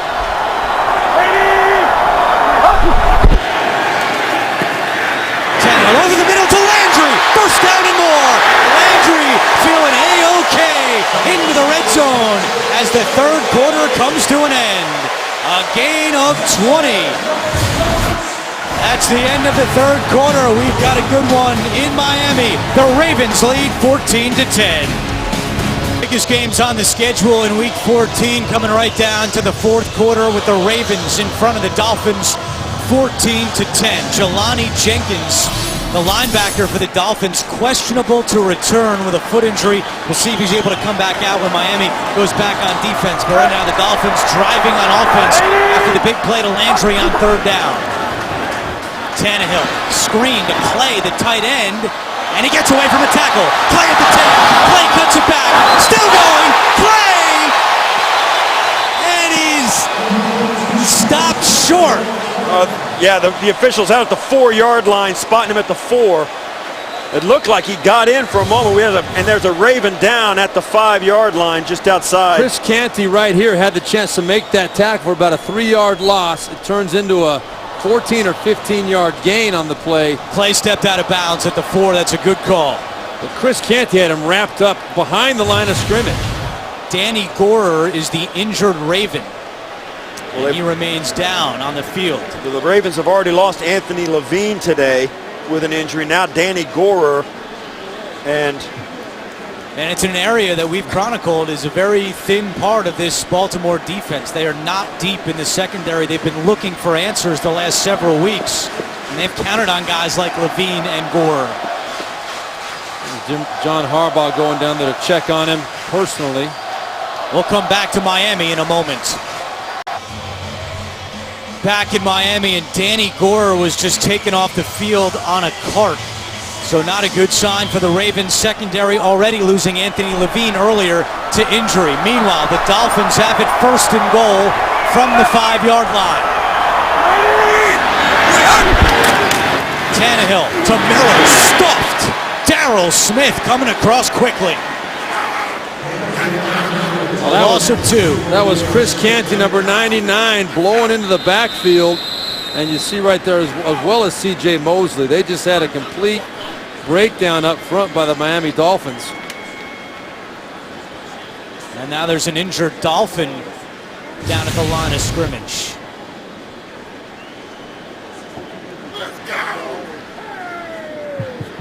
And that is the center, Samson Satelli.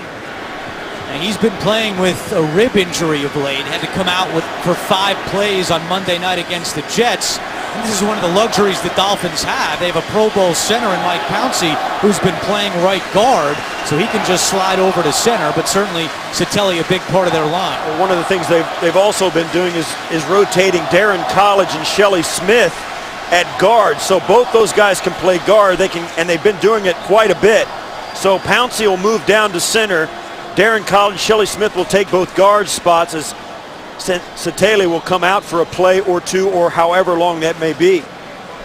Dolphins made the move when Pouncey, who's inactive for the first 4 games with a hip injury, came back. They wanted to keep their best 5 linemen on the field, so they moved the center to right guard. So now an easy fix here with the injury to Satelli. 2nd and goal. Dolphins only had 6 rushing yards this half. They had 57 in the first half. Movement on the line. Suggs comes across, and he was pointing, and he was right. It's going against the Dolphins. Yeah, that's Shelley Smith, who just came in the game. Start. Offense, number 66. 5-yard penalty, 2nd down. That's tough. That is really tough to come in cold, but I mean, you're a pro. You need to come in with your discipline and your focus. Can't have that penalty. You can't cost your team like that right there, away. That's it. I mean, it's just a flinch. His hand came off the ground, moved, and that's... This is the Dolphins team now that 2 weeks ago against Denver was 5 for 5 in the red zone. You see the penalty differential quite the opposite in the first half. Yeah, 5 of Miami's 6 penalties have come in the second half. 2nd and goal. Dumerville coming with pressure. Tannehill end zone for Wallace, incomplete. And Wallace had an opening there. Well, you know, I think this ball could have been thrown better. Ryan Tannehill has to make this throw a better throw than he did, but if I'm Mike Wallace, I got to sell out and try and make an effort at that ball. Well, Tannehill took another hit. It was Dumerville coming once again. What a big game for the ninth-year man out of Louisville. So now, because of the penalty, it's 3rd and goal from the 11-yard line. Miami 4 out of 9 on 3rd downs today.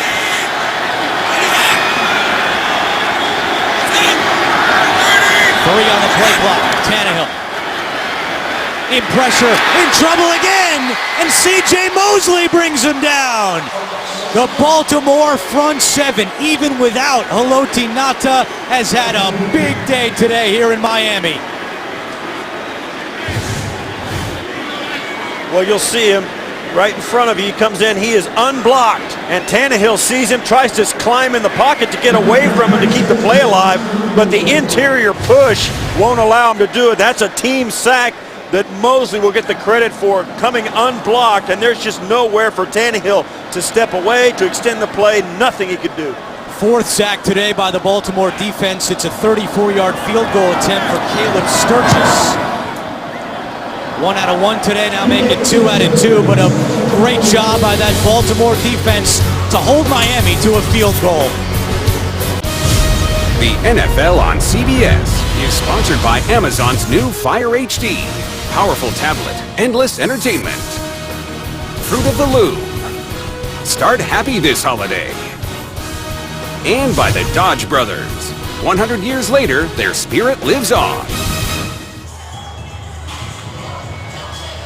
Welcome back to Miami, Week 14 of the NFL on CBS, and it is a good one, a 1-point game with 12:41 to go, 4th quarter.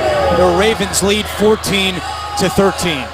With the Steves, Berline, and Tasker, I'm Andrew Catalon. Chris Fisher down on the sideline, our entire CBS crew. Sturgis to kick it away, and Jacoby Jones back deep.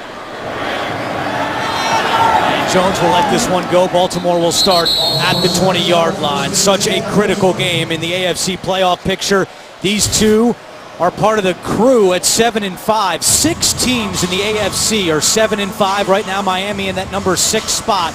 But a critical game. Justin Forsett did call today a playoff game here in Miami, and it's played out that way. A lot of great strategy that we've seen. Close game, back and forth.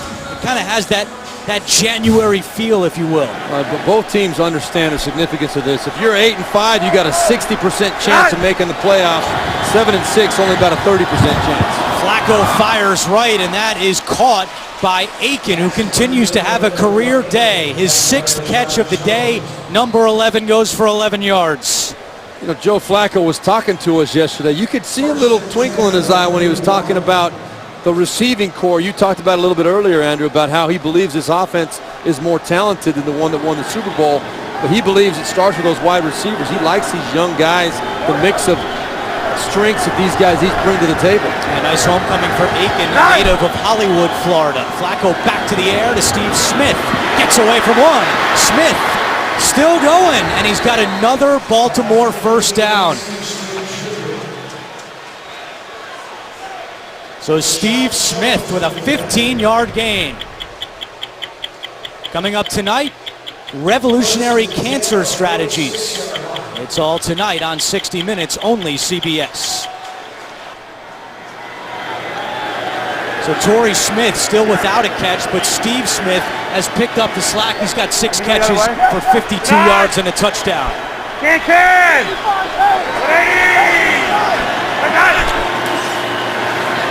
Forsett. He's had a tough day, and of course nursing the knee injury, but Justin Forsett with his 9th carry, and he's got just 23 yards. Well, we spoke about this offense and Joe Flacco's confidence in it. He's doing it today without Torrey Smith. I mean, he's active for the game. He's standing on the sidelines, but he has not really been in the game since early in the first quarter, and I think that was by design. I think they knew he could go in a pinch, but they had a lot of faith in Marlon Brown and Kamar Aiken, and those guys have proven worthy of that faith today as Joe Flacco has found them. Flacco go to force set, and he is met immediately by Philip Wheeler. A gain of 4. It brings up 3rd and short for the Ravens. Joe Flacco has done a tremendous job on 3rd downs this year, especially compared to last year, as you see Smith still on the sideline. Flacco's quarterback rating on 3rd down last year, 58. This year, 103. And the Ravens are the 9th best team in the NFL on 3rd down because of his efficiency on 3rd down as well. Let's see if he can deliver here. 3rd down and 5 from midfield.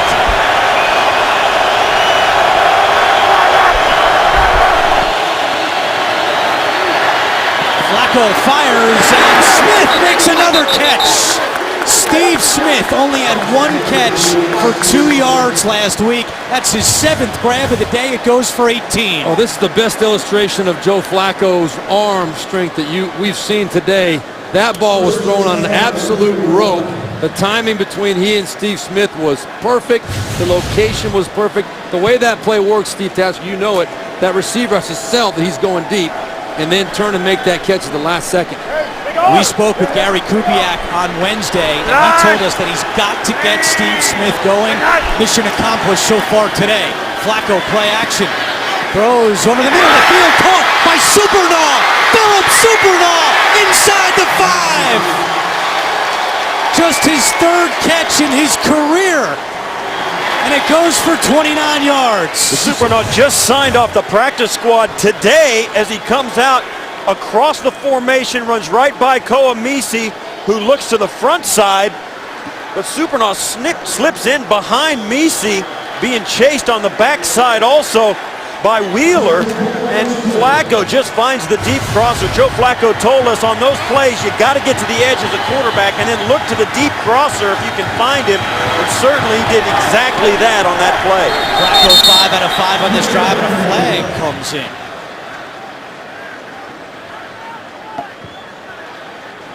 There's no foul on the play. There's a timeout on Miami. So the Dolphins have called timeout. That's their first of this second half. Well, Thursday, Larry Fitzgerald and the first-place Cardinals take on the Rams as the playoff chase heats up. It's Thursday Night Football, Thursday at 8 p.m. Eastern, live on NFL Network. The Ravens promoted Philip Supernaw off the practice squad as a precaution because Crockett Gilmore, their backup tight end, had a back injury. He was listed as questionable today, was not able to go, so Supernaw active, and he comes up with a big play, 29 yards, the biggest play for either team today. Credit to Ozzie Newsome, the Ravens GM. He's had some great finds in his career, and Supernaw comes up with a huge play here in the 4th quarter. So Miami had to call a timeout, 8:58 to go, 4th quarter. Flacco is 18 for his last 21. It's Taliaferro, the rookie, running back for set. Here's Taliaferro trying to go up the middle, and he's not going to get there. A lot of people thought Taliaferro was in the doghouse after his Week 9 fumble at Pittsburgh. Only 3 carries since then, but he's been the feature back today with Forsett nursing that knee injury. Well, make no mistake, he was in the doghouse. But when Forsett's nursing a knee injury, you don't have anybody else you really trust. You got to give him the ball back, and it's been long enough. This is a playoff run, and when you got a chance to be eliminated or almost eliminated, you got to give the ball to everybody. Watch for a play action shot here on 2nd down.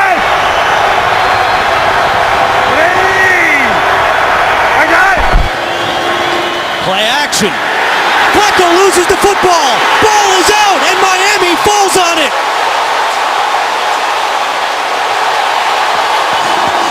Earl Mitchell recovers for the Dolphins.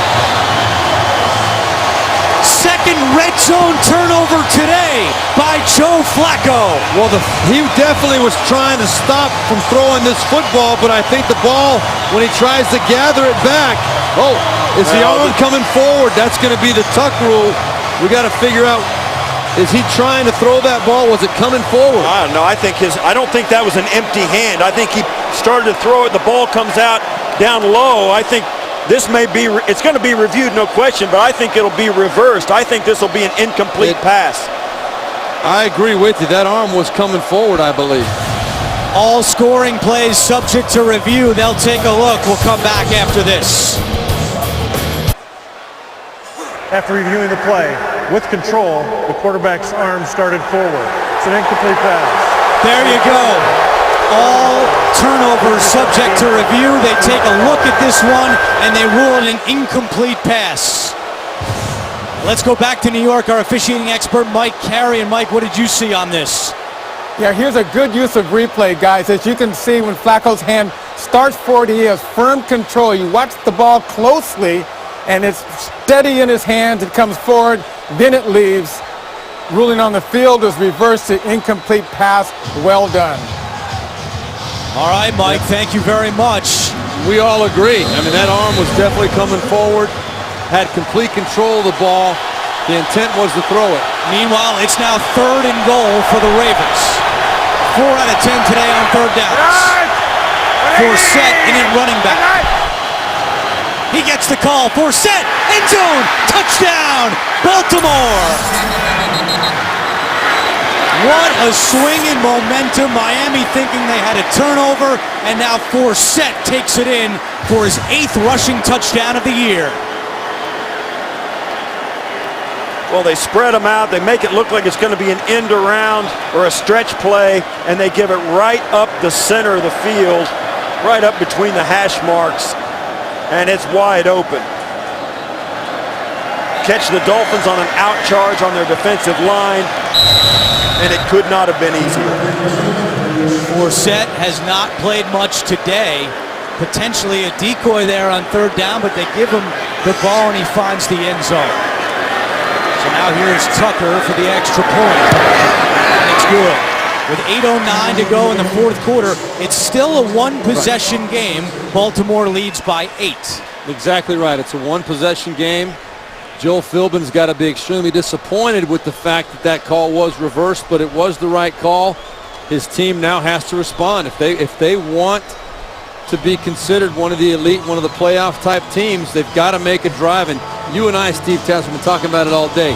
The best way to do that, we believe, is to challenge this defense up the field, as every other opponent they've played in the past 6 or 7 weeks has done. And the Dolphins have not. We have not seen them throw the football more than 20 yards up the field a single time today. And, you know, you and I both, you watch their games on tape and you watch them on film, you watch broadcasts of the games and even coaches' film, and you don't get a sense of how absent that is from their game until you see it as the games ebb and flow. You never see them take an opportunity to put pressure on the defense deep. Aerial coverage of today's game is provided by MetLife. Beautiful day in Miami, and we've got a ball game here with 8:09 to go. Miami about to get the ball back. Dolphins scored 10 points in the 1st quarter. They only have 3 points since. And there's a lot of questions about Ryan Tannehill and where he fits into the quarterback conversation among the league. And the one thing that a lot of critics want to see is how he steps up in the 4th quarter. Had a big drive last week against the Jets. He's going to need another big 4th quarter here today.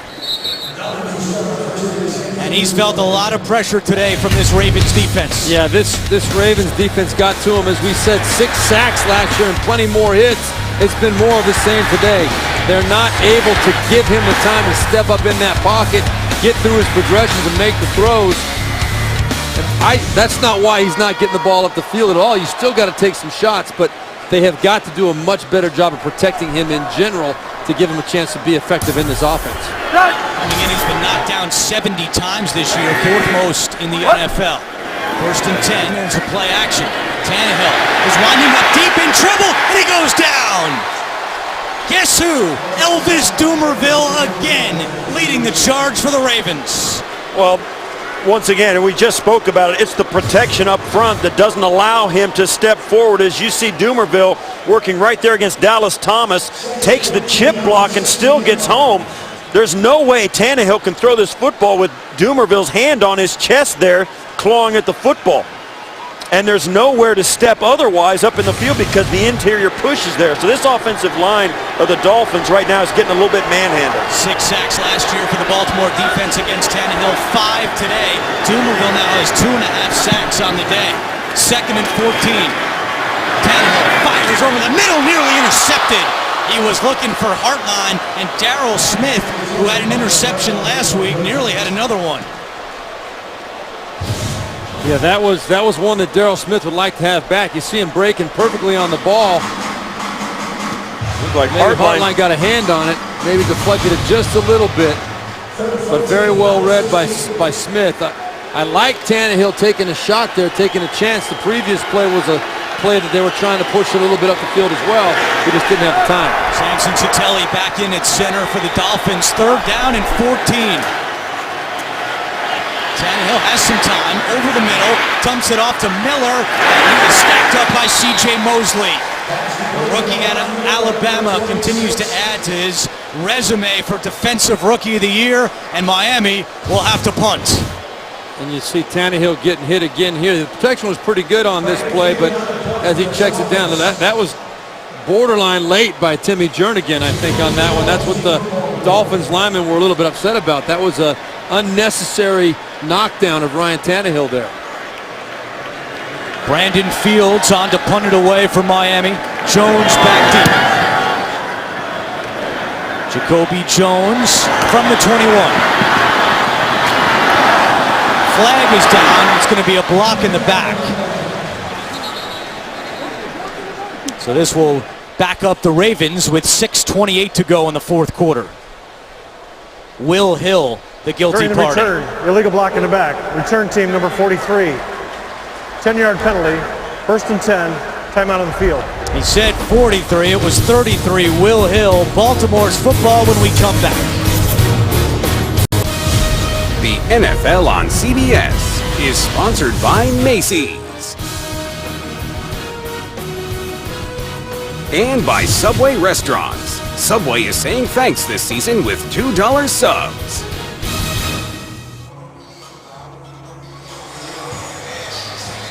.6:28 to go, 4th quarter. The Ravens have an 8-point lead, just 79 yards rushing. Justin Forsett clearly bothered by that knee. And this is a point in the game where Baltimore wants to run the football, try to work the clock. Each team with 2 timeouts remaining. It's Forsett. And Messi and Wheeler throw him back. Keep in mind, last week, Baltimore had that 10-point lead, 4th quarter against the Chargers. They could not finish. Another opportunity here for the Ravens to try to finish in the 4th quarter. Yeah, the San Diego Chargers scored on their last 3 possessions, scored touchdowns to win that game. But right here is where you'd think that the Baltimore Ravens can impose their will. As John Harbaugh said, they felt they were just a better, more physical football team. And this is the kind of situation where you show that. Injured Dolphin down on the field. Clock is stopped with 6:18 remaining, and it's Louis Delmas, who, remember, earlier in the half had to walk off for a play. And he looks to be in some real discomfort there. And they're calling for the cart. Yeah, you rarely see guys move around that much, and that's holding the lower leg. And yeah, you know what? No hesitation yeah, on that. That's, yeah, I think the player knows something. Delmas in his first year with the Dolphins after the last 5 in Detroit. A North Miami Beach, Florida native, and you see the look on Cameron Wake's face right there. Already saw Danny Gorer of the Ravens carted off earlier in this half, and now it's Delmas who needs the cart. They're getting the inflatable cast out. Delmas, a big part of this Miami defense, 2nd on the team in tackles. And on the right side of your screen with the long hair, he plants, and that's it. Wow. Immediately grabbed for his right side. See some of the Miami offensive players, Landry and Miller, out there.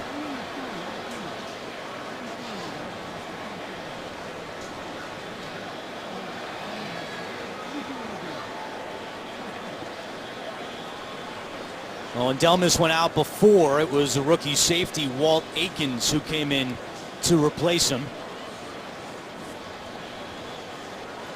And it's very quiet here in Miami.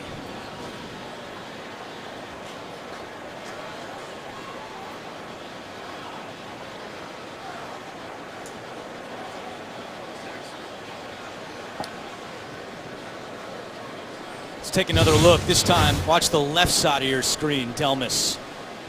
You just, a lot of times that you can see the cause of an injury, but there are so many injuries in this sport when you're planting and cutting that something just gives out somewhere, and you know right away that it's significant and it's serious by what you felt.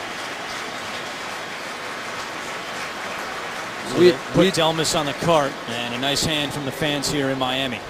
We sure don't want to hypothesize on what we think it is, but you know that it's something significant when it's getting this kind of attention.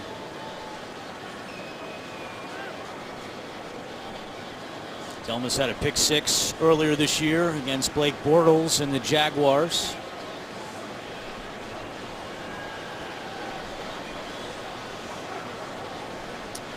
And let's go back to New York and update with JB and Coach Cowher. Pittsburgh is serious. Yeah, 18 unanswered points. Ben Roethlisberger's 3 touchdowns. The last one, Martavis Bryant, 94 yards. They lead Cincinnati 35-21. Pittsburgh wants into the postseason. Back to Andrew Catalon. JB, thank you. And what a wild December it's going to be in the AFC North. Pittsburgh on top of Cincinnati. Baltimore leads here as Delmas is taken into the Miami locker room. The Baltimore Ravens have not given up on winning this division. I can tell you that right now, the AFC North. If they go 3-1 with the schedule that Cincinnati has left, at Cleveland next week, then Denver at home, then at Pittsburgh, they couldn't have given the division lead up. Second down and 8.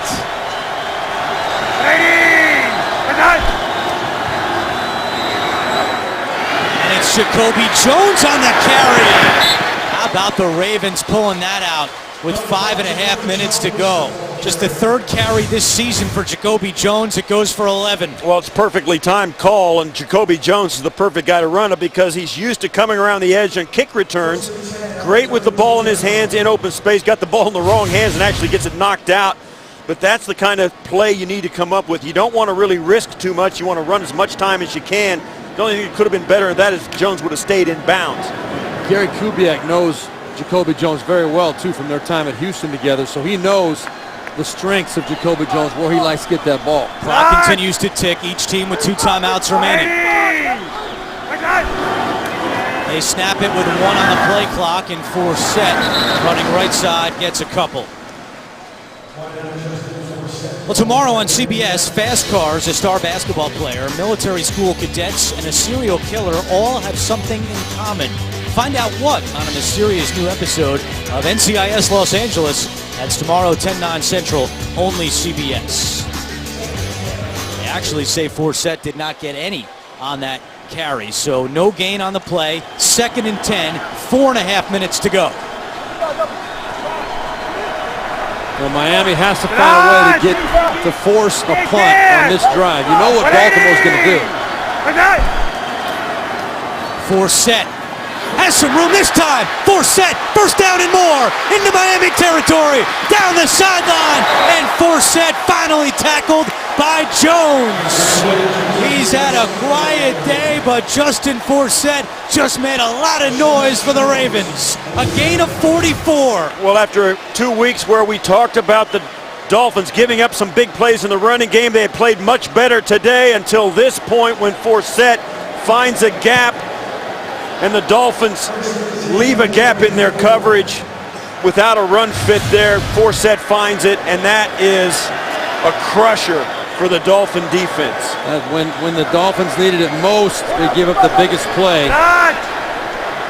Longest play today by either team. 1st and 10, Bernard Pierce with his first carry of the day. And now Miami has called timeout. They have only 1 remaining with 4:07 on the clock. And then you sit there, if you're Joe Philbin, you look across and you see the Ravens with Justin Tucker on their sideline. This is a chip shot for him at 42 yards. Well, the run defense has been a huge problem for Miami the last 2 weeks, giving up 201 to the Broncos. C.J. Anderson had a big day. And then last week against the Jets, they had 277 on the ground. First time since 1990 that the Dolphins have allowed back-to-back games of 200 rushing yards. They did a good job today until right here, big spot, fourth quarter. Ravens have gone for 136 rushing yards after that 44-yard run by Forsett.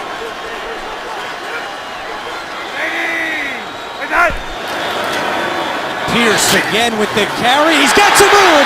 Pierce, 5, tripped up, and he is in for the touchdown. Bernard Pierce.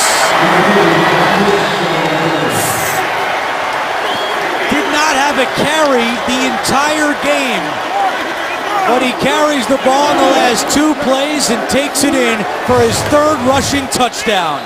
I think he got in, but we were talking prior to the, let's see where that ball was when his knee hit the ground. Yeah, he is just short. That ball he places inside the 1-yard line. But we talked about this Ravens team needing to impose their will, and they sure have done that on this drive. Really running the ball well. Well, the Baltimore Ravens are a veteran team. They've been to the playoffs. They've won the Super Bowl in the last 2 years. They've got a lot of players on their team who know how to finish, and you get into spots like this. And John Harbaugh has been this way, and his teams have played this way ever since he took over after being a special teams coach, being elevated to head coach. John Harbaugh has had teams that when the chips are down, they get ultra aggressive. And when you're playing in a tight game like this one, that is the mentality that always carries the day. Some teams look to maybe to make a play, maybe to get a turnover. The Ravens have always been a team that have turned up the physicality at the big moments. And you look back to their Super Bowl win in New Orleans against the 49ers on the last play of the game. Their defense, a lot of people said, oh my gosh, there were 6 penalties on that because they were so physical at that moment. That's the way they play in every big moment, and it usually turns out to their advantage. All scoring plays subject to review, so they're taking another look at this one. And here's John Perry. After reviewing the play, with the knee down, the ball was just inside the 1-yard line. It'll be 1st and goal on the right hash. Game clock will remain as is, and the clock will start on the ready for play. So you take the points off the board, ball down at the 1.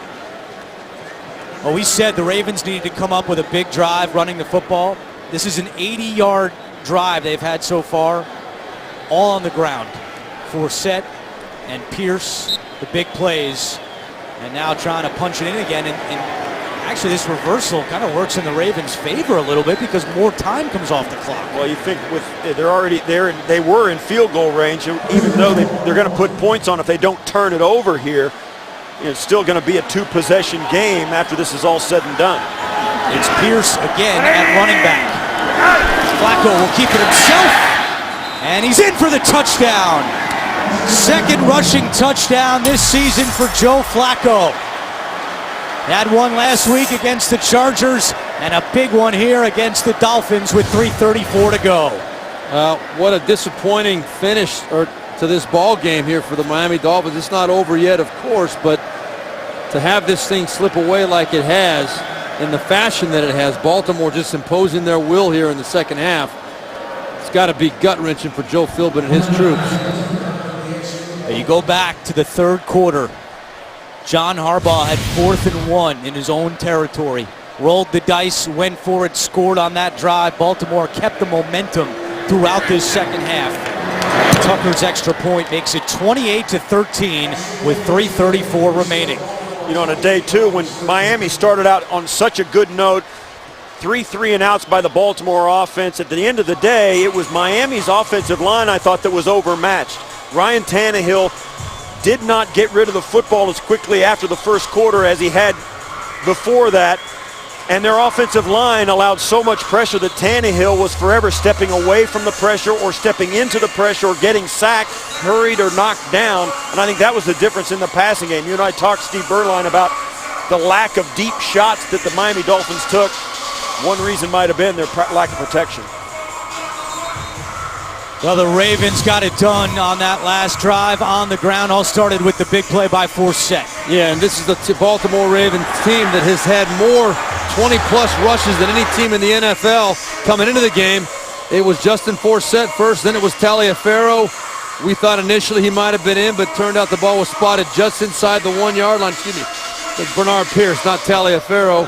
But then the touchdown by Joe Flacco to finish it off. As you said, Andrew, 0 passing yards on that last drive. That is absolutely music to John Harbaugh's ears. Ravens had 22 yards in the first quarter, 402 since, and they've outscored Miami 28-3. Landry out of his own end zone. Tripped up at the 16-yard line. Well, coming up on the Subway postgame show, join JB, Tony, Bart, Boomer, and Coach Cower for all the latest NFL scores and highlights, all coming up on the Subway postgame show. Flacco has 4 runs today, every one for a touchdown or a first down. Well, here's the situation for Ryan Tannehill now. As a quarterback in this position, all you're trying to do is get your team to believe if we get down and score quickly, we're going to have a chance to win this ball game.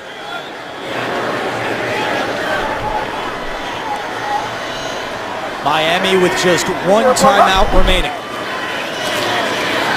Tannehill, wide open is Clay. And all the way up to the 44-yard line. We go back to New York. JB and Coach Cower. Well, Pittsburgh means business. Yeah, they took over the game with Le'Veon Bell, his second touchdown of the day. This one from 22 yards out. Le'Veon Bell, 185 yards rushing, over 200 yards of total offense. Pittsburgh in control, 42-21. No doubt about that. Andrew Catalan. JB, another sack for the Baltimore defense, and it's Doomerville again. He's got 3.5 sacks, and with that one, he has now set a Ravens single-season record, passing Peter Boulware, who had 15 in 2001. That puts him at 16. You're right, Andrew. And it has been, as Steve Tasker, you mentioned earlier, just a mismatch on the outside. The speed and leverage of Doomerville and Suggs off the edge has been just too much for Jawan James and Dallas Thomas especially. Doomerville has absolutely owned Dallas Thomas off that right side of the Miami Dolphins offense. Miami called timeout. They had to use their final timeout with 2:56 to go. It was a loss of 7 on the play, so Miami, no timeouts remaining. This Baltimore defense always has playmakers. Again, no Haloti Ngata for the rest of the regular season. They haven't really skipped a beat without him today.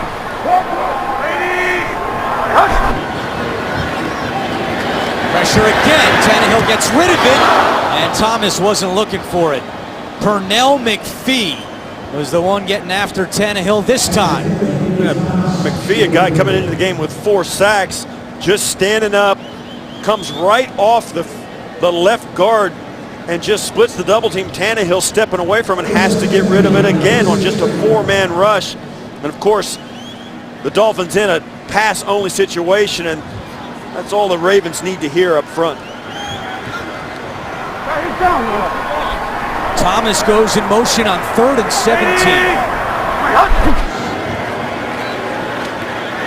Landry open over the middle, short, and he gets to midfield. 4-down territory here for the Dolphins with no timeouts. That's exactly what John Harbaugh and his defensive coordinator, Dean Pease, are going to give the Dolphins all the way down the field. They'll give them those 5 to 6 yard passes over the middle, keep the clock running, force Miami to chew up as much time as they possibly can. 4th down and 4. Tannehill looking deep, incomplete. Gibson the intended target, and this Baltimore defense does one heck of a job today against Ryan Tannehill and the Dolphins. Yeah, what can you say? We got the impression when we sat down with the Baltimore Ravens yesterday, they were a very confident team. They came in sluggish to this game. Very slow start, both sides of the ball. But in true Baltimore Raven form, this is a team that's been to the postseason more than anybody else in the Harbaugh era. They've been there pretty much every year. And they're a team that knows how to play in these must-win type of situations. So Miami cannot stop the clock outside of the 2-minute warning. Ravens at midfield, and they'll give it to Pierce. And Pierce, look at this. This kind of just sums up the fourth quarter for the Dolphins as Baltimore has run all over them in this final frame. And that will take us to the 2-minute warning. Pierce goes for 27. The Baltimore Ravens on the verge of going to 8-5 on the season. Well, of all the 7-5 teams to start the day, the Ravens had the easiest schedule the rest of the way. Take a look. Home for Jacksonville, at Houston, which just beat Jacksonville a few moments ago, and then they finish at home against Cleveland. But Baltimore in a great spot here in their final 3 games, now at 8-5. All Flacco has to do is take a knee. Miami cannot stop the clock. As you see Miami's remaining games, tough one next week at Foxborough. And then they finish with 2 at home against Minnesota and the Jets.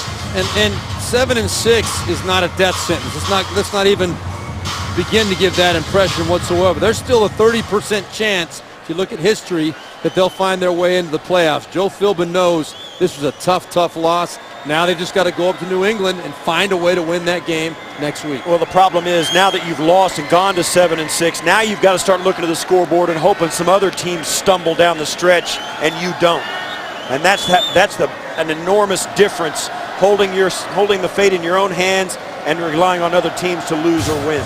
Here's a look at the updated playoff picture. San Diego plays later tonight against New England, but Baltimore now in that number 6 spot at an 8-5 record with 3 games to go. And Miami will go into that game next week, though they did beat the New England Patriots week 1. That was here, and it was before the Patriots got hot. But this is a game that Joe Philbin knows his team has to have. You're right. That's when they thought Tom Brady and Bill Belichick were finished. Exactly right. After 2 weeks of the season, and ultimately we found out that probably wasn't the case. No, not the case. Joe Flacco improves to 5-0 in his career against Miami, and that's a huge win for John Harbaugh and the Baltimore Ravens. Ravens only had 76 yards rushing in the first 3 quarters. They had 107 in the fourth quarter, finishing the day with 183.